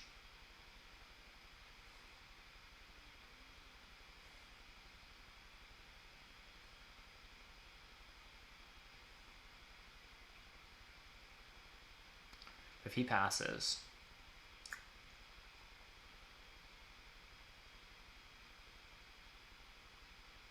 which he does, then I'm just immediately passing. On the shipping bonus, which I will get 1, 2, 7, 8, 9, 10, 11 power for 8, so I need to actually go like this. So I can take 11 power. I'm currently making 8, and I'll get an additional 3. Yeah, there's something else I need to be considering. Nope. Yeah. Alright, well at least I get 9 points at the end of the game. Not be the odd man out.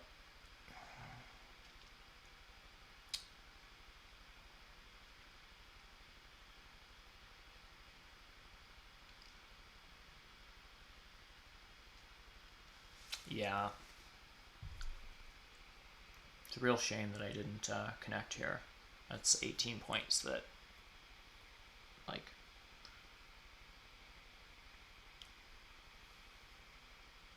this is one of those games that it's totally worthwhile for me to go back and watch and remember what stupid thing was I saying about God knows what when E4 was open. It wasn't like I was obsessing over it and got beat to it or something. Like, I just wasn't really thinking about it, and then all of a sudden Nomads had a dwelling on it and I realized I couldn't connect, and that's really bad. Of course, Chaos giving me all the power now and I can't take it, which totally makes sense.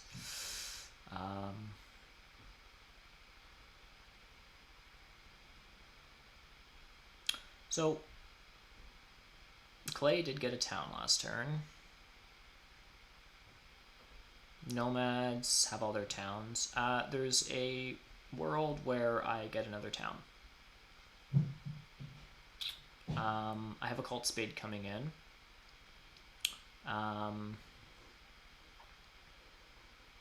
It's a little awkward because I do have 2 dwellings. I need to put a Cult Spade ideally on D3, so I have a neighbor on 2 hexes. There is a chance, of course, that Clay could dig that hex from me. He has 12 workers. Does he have other stuff that he wants to do that he can't just afford smashing 3 workers onto a gray hex? Maybe.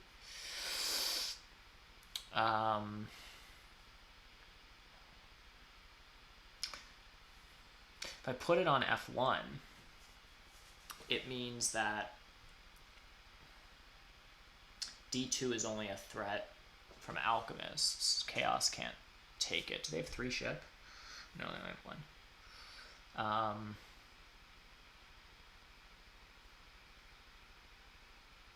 So I want to have a look at this for a second, because it really comes down to, is there a power action that I can take, like shock, coins. Alchemist are first. Quavo has full power bowl. He probably just takes coins. Absolutely he does. I mean, I guess there's some world where he takes workers, but I don't know. I think coins are probably still pretty good for him. Nomads have a full power bowl, so if Clabo takes workers, Nomads still take coins. So I don't really care about losing tempo on power actions. I'm okay securing a hex on my first move. So I think I risk it, and I put this damn thing here, and hope Clabo doesn't just dig this. I mean, he might. The difference is if I dig here, then I need 3 expensive trading posts. I don't know. I'm going to dig here, and we'll see what comes of it. And it might just be a really... Oh, of course. He could just dig that back to red. Yeah, so... And he might just do that. That was really dumb. I mean, he needs two hexes to dig. He almost certainly just digs that back. And he probably dig, because he only has 1 shipping. So what else is he digging? Oh my gosh. He dug this. I actually don't really know why he did that.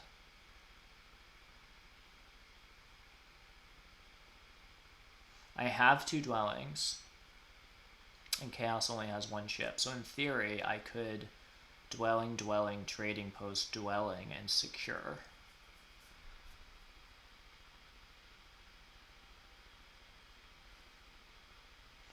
Build another bridge.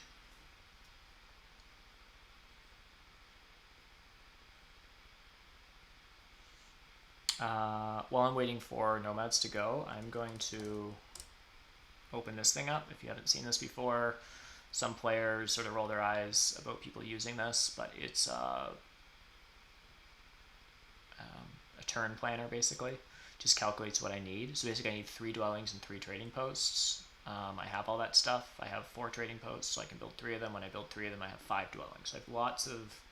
I'll have to do dwelling, trading post, something like that. But I have the stuff to do it. One of the trading posts is going to have to be an expensive trading post, unless Chaos joins me here or here, which I don't see why they would. But so I'll move forward with the assumption that... oh, I should have converted power. Like, seriously, man. What am I doing? Anyhow. So I need... How many more dwellings?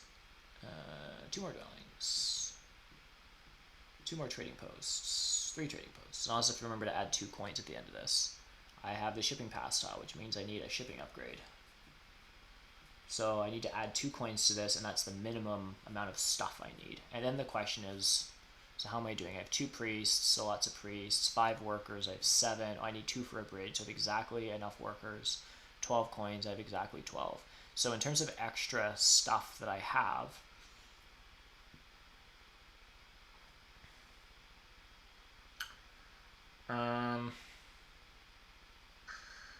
this could get kind of hairy. I think the reason I'm not being disrupted is because people aren't perceiving me as a threat, which is probably correct.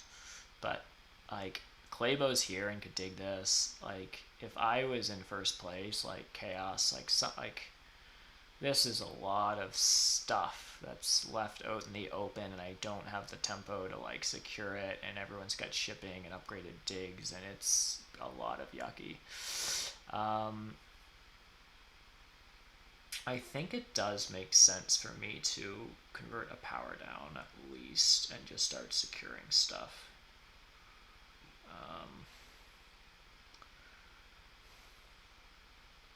I might be able to get away with them not... well, I don't know. I was going to say I might be able to get away with them not really realizing I'm stretching for a third town, but they probably know that I am. Particularly with the stronghold up, kind of makes sense that I would build another bridge. So I was just going to say I have exactly enough stuff, I think. And now I only need one more dwelling and 3 trading posts, one of which is expensive, and a bridge. I need to add 2 coins and 2 workers to this, so I need 13 coins, right? 1 dwelling and 3 trading posts, and 1 ship upgrade. One of those is expensive. I mean, it's actually quite possible that Claybo's going to come down here and try to take this bridge action. Or just dig all this stuff. I don't know. He might be gunning for another town? Like, I think what I should do here is just, like... we'll see. Someone might interrupt G1. If not, then the next move is to take G1. I guess the thing is like, if Claybo interrupts G1 right now, I can still dig another hex. So that's also probably what's protecting me. Once again, I would probably be taking this silly single spade action, but I could like just dig this, and I'd actually save 2 coins. So probably why no one is bothering to do that. Also, almost positive it means that I do have a neighbor here, which means I no longer need an expensive trading post. I need a dwelling and 2 more trading posts. Yeah, 2 more. I already built 1.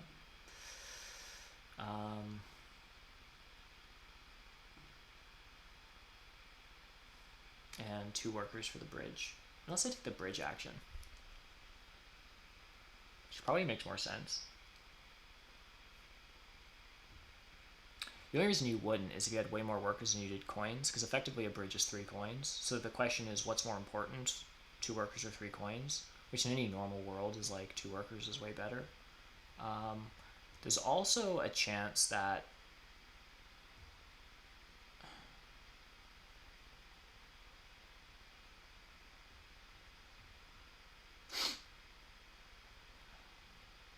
Claybo wants it. He doesn't have the power for it. I think the sequence is I take G1, and now next turn if the bridge is still chilling,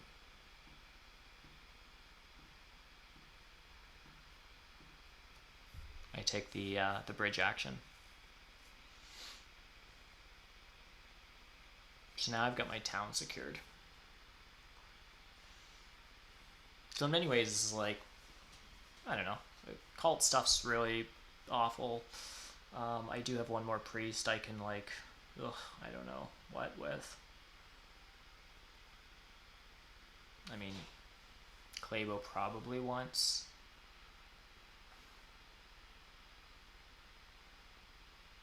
Claybo might end up sending both of those priests to cults, annoyingly. Like, he doesn't really have a use for the 3rd one, unless he has extra coins left over.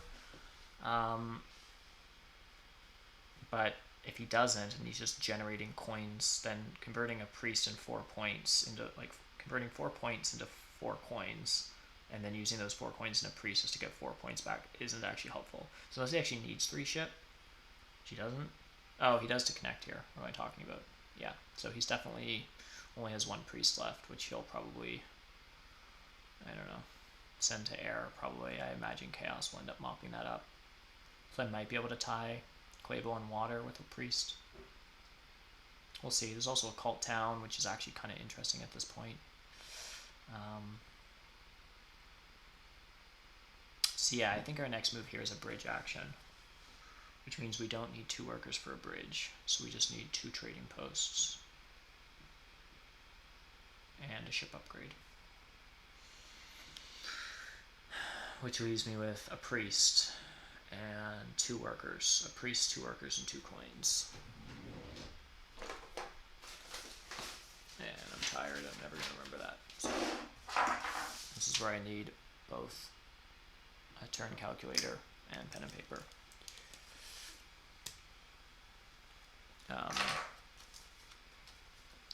So we have a priest, effectively. We have 2 workers and we have 2 coins.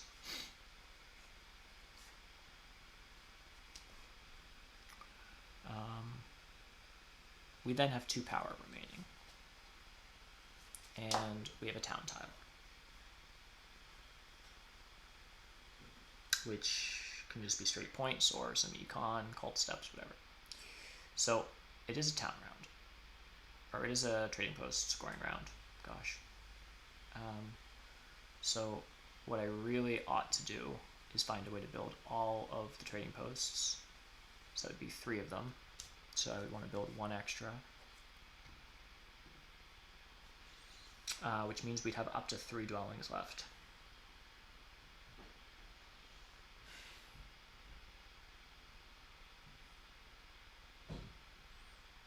And nowhere to put them.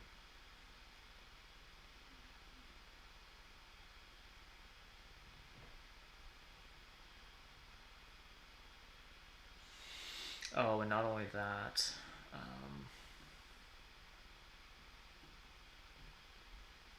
I think Claybo, particularly now that this bridge is gone, I think he's gonna not build an H2 for a while, until probably after we found our town.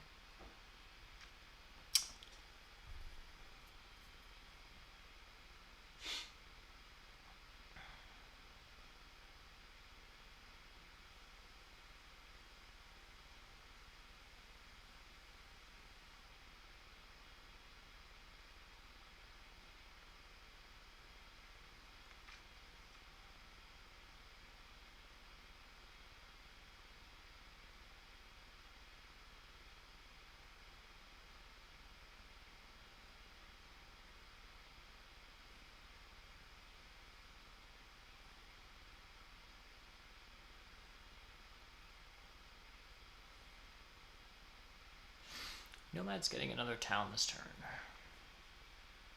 They have fire 2. They have dwellings left. 1, 2, 3, 4. They haven't used sandstorm. So the easiest way for them to get a town is just to build here sandstorm. So they need 6 resources, and they have, yeah, so he's probably going to decline build here. He should, and just stall and hope to God for some leech. Yeah.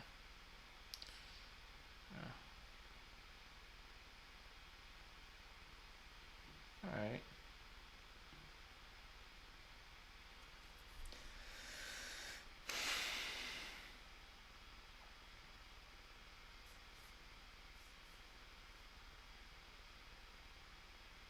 Yeah, this is, it's not looking good, I don't think.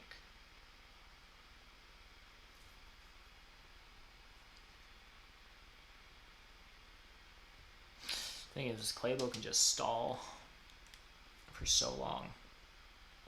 He doesn't have any color neighbors, so there aren't really any hexes he needs to like secure in a big way, and he can just like dig 1 worker at a time and decline build. Like, I think we're gonna have to build an expensive trading post. So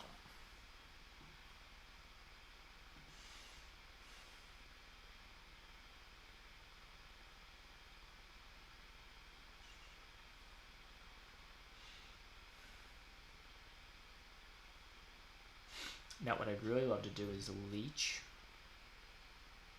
2 more.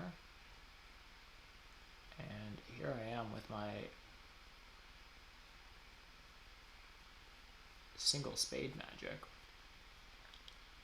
But it's actually helpful for points, for sure, because we have Earth 1 to spam out a couple more dwellings if we can. And a single dig gets me 2 here, a single dig gets me 2 here. So there's 1. So this is going to be interesting. He might build here.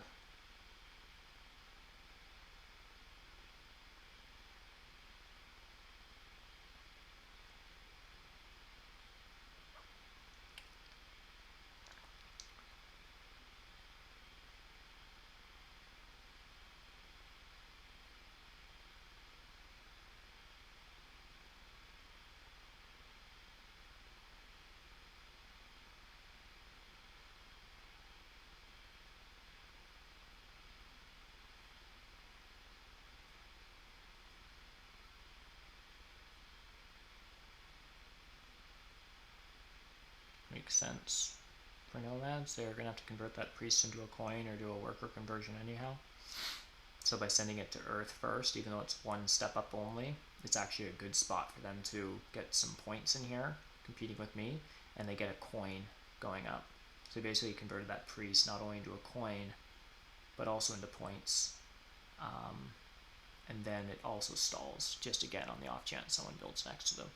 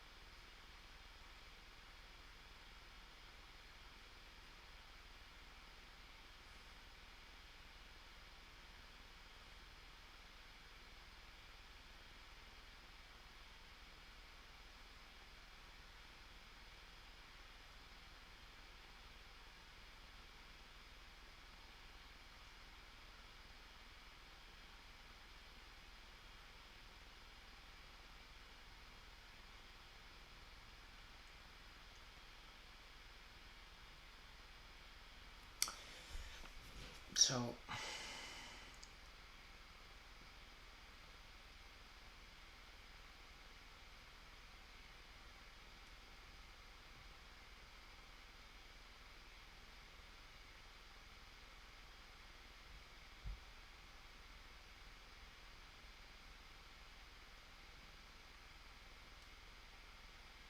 yeah.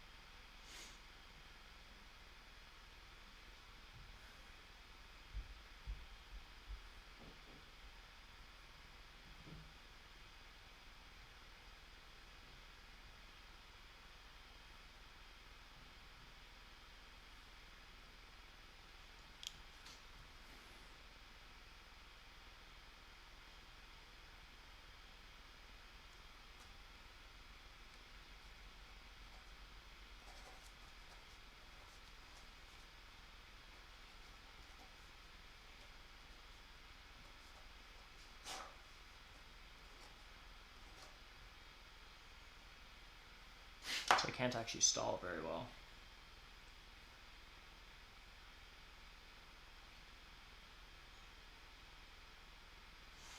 So what I do here is to build an expensive trading post.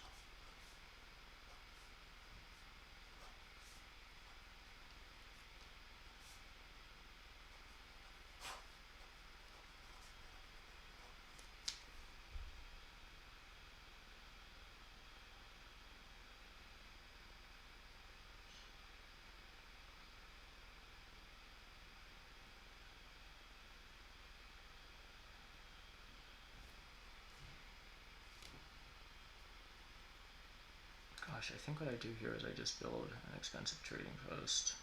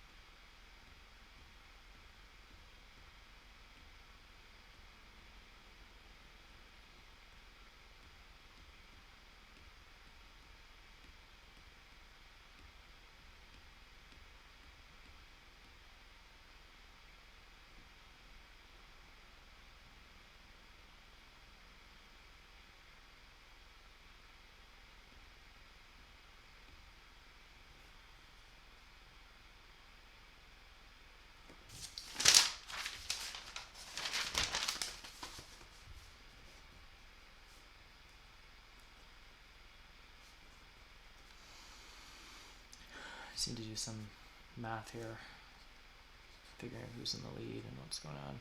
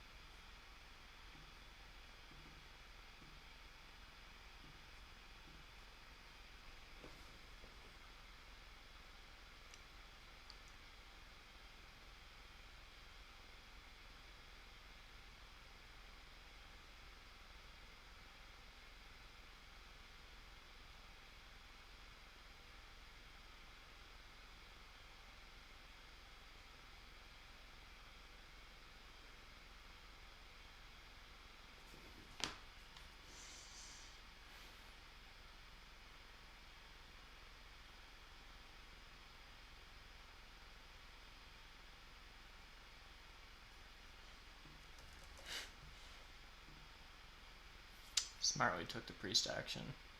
So, yeah.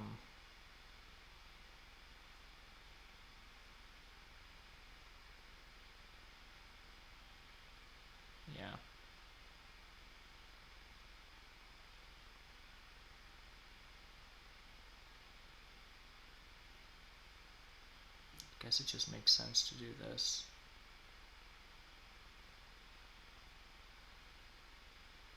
It's gonna upgrade ship and beat me on both of these, so I might as well convert my priest into power. So I'll still get a resource point.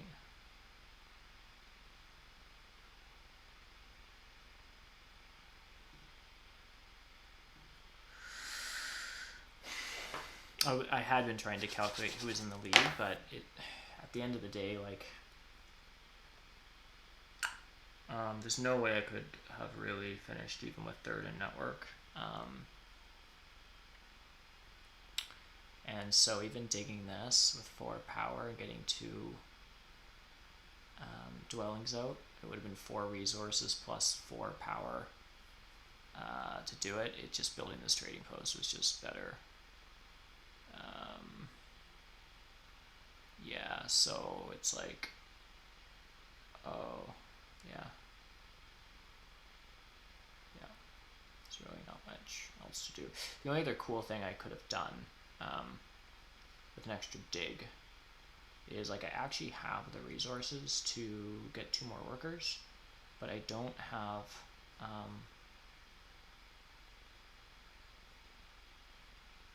another 2 structures that can be connected through a bridge. Like, if this had a dwelling on it, I could just convert all these resources, because right now this is getting converted into 1 point, and that would give me 3. I don't, so I'll just have to pass with the points that I have. And there's no other grades that I'm missing. No, nothing else stupid about thinking.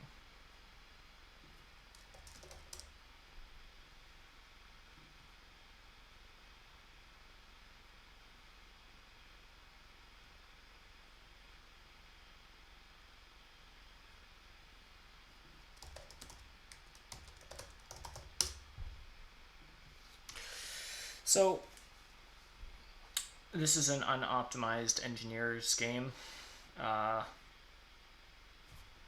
Yeah, like not getting these last dwellings out. Like these are so cheap.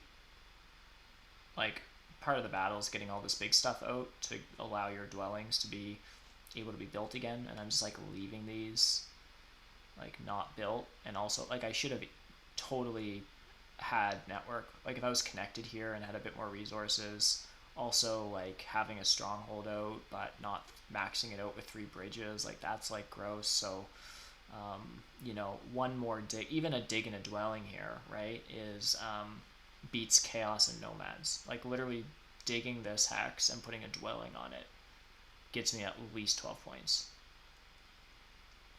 So that's just like silly stuff. Nomads guy is saying congrats. I guess it's to alchemists. I honestly don't know who's winning this game. Chaos didn't end up doing that well for points. Like were doing pretty well for a while. But and I thought they might be in the lead with all these cult points, and they're also placing second in network. Like they're gonna have 16, 17, 18, 28, 31. Like that's 121. Yeah. So I guess I beat Chaos here. I beat Nomads. And then Clay and I tie here, but he has 18 points on network, so I'm at least 17. Anyhow, it'll show us here in a second. 6 points or 8 points behind him or something. I don't know. Basically, not connecting was horrible. Like,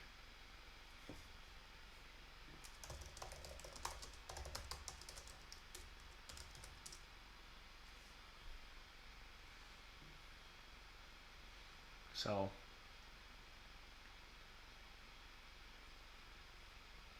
yeah, tough game. You know, Claybo's a tough person to be up against, though. And it looks like we didn't get any shields here, probably just because our competition were in too low of leagues and we lost to Claybo. But yeah,